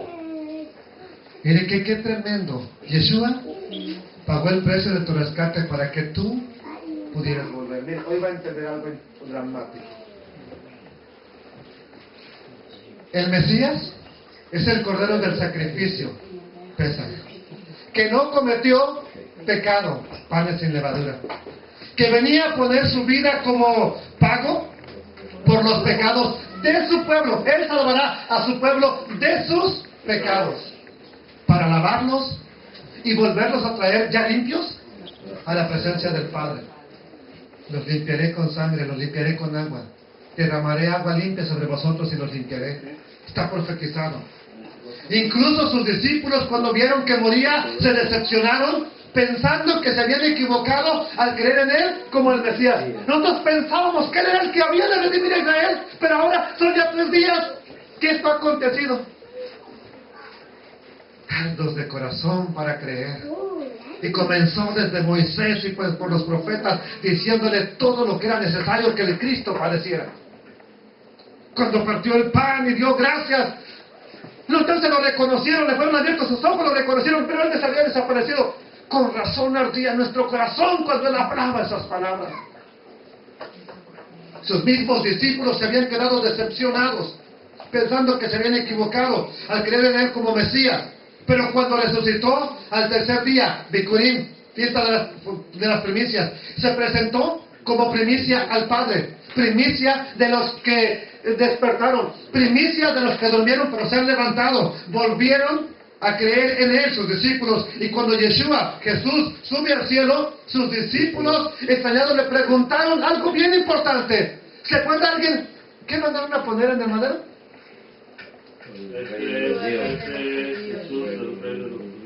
Y miren, ¿por qué los fariseos estaban tan... No, quita eso. Lo que he puesto. Vean lo que forma la escritura en hebreo. Yeshua HaNazaret Hu Melech HaYehudim. ¿Qué estaba implicando ese mensaje? Él era Dios. Ahora entiende por qué no querían que este mensaje estuviera. No, quítalo. Ustedes Baruch Hashem. han despreciado al mismo Yod-Hei Vav-Hei. No reconocieron Jerusalén, Ojalá conocieras el día de tu visitación, pero no me verás más hasta que digas, bendito el que viene en el nombre del Señor. Ojalá hubieras conocido el día de tu visitación. Ojalá usted reconozca el tiempo de su salvación. Amén, gloria a Dios.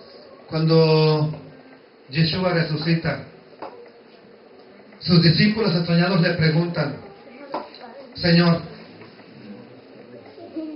¿no restaurarás el reino de Israel en este tiempo? Ellos siguen con la misma idea, siguen con lo mismo, ¿no? Aunque usted los vea que están predicando y que ahora ya le están predicando a gentiles, ellos sabían lo que estaban haciendo. ¿Restaurarás el reino de Israel? Saben que siendo restaurado el reino no es Mesías. ¿Restaurarás el reino de Israel? Los discípulos de Yeshua en aquel momento no pensaron que la restauración de Israel iba a tomar tanto tiempo como 2000 años. Para ellos ya había resucitado, ya se cumplió, ya ahora viene lo bueno. Sí, para ellos ya seguro que ya en unos meses, en una semana, Jesús ya le da la victoria a los romanos y ahora sí, felices de la vida, reúne a todos. Jamás los discípulos pensaron que iba a tomar tanto tiempo la restauración de todas las cosas. Pero así como no pensaron cuánto tiempo se iba a llevar, tampoco ellos pensaron que iban a ser parte importante de la restauración de Israel.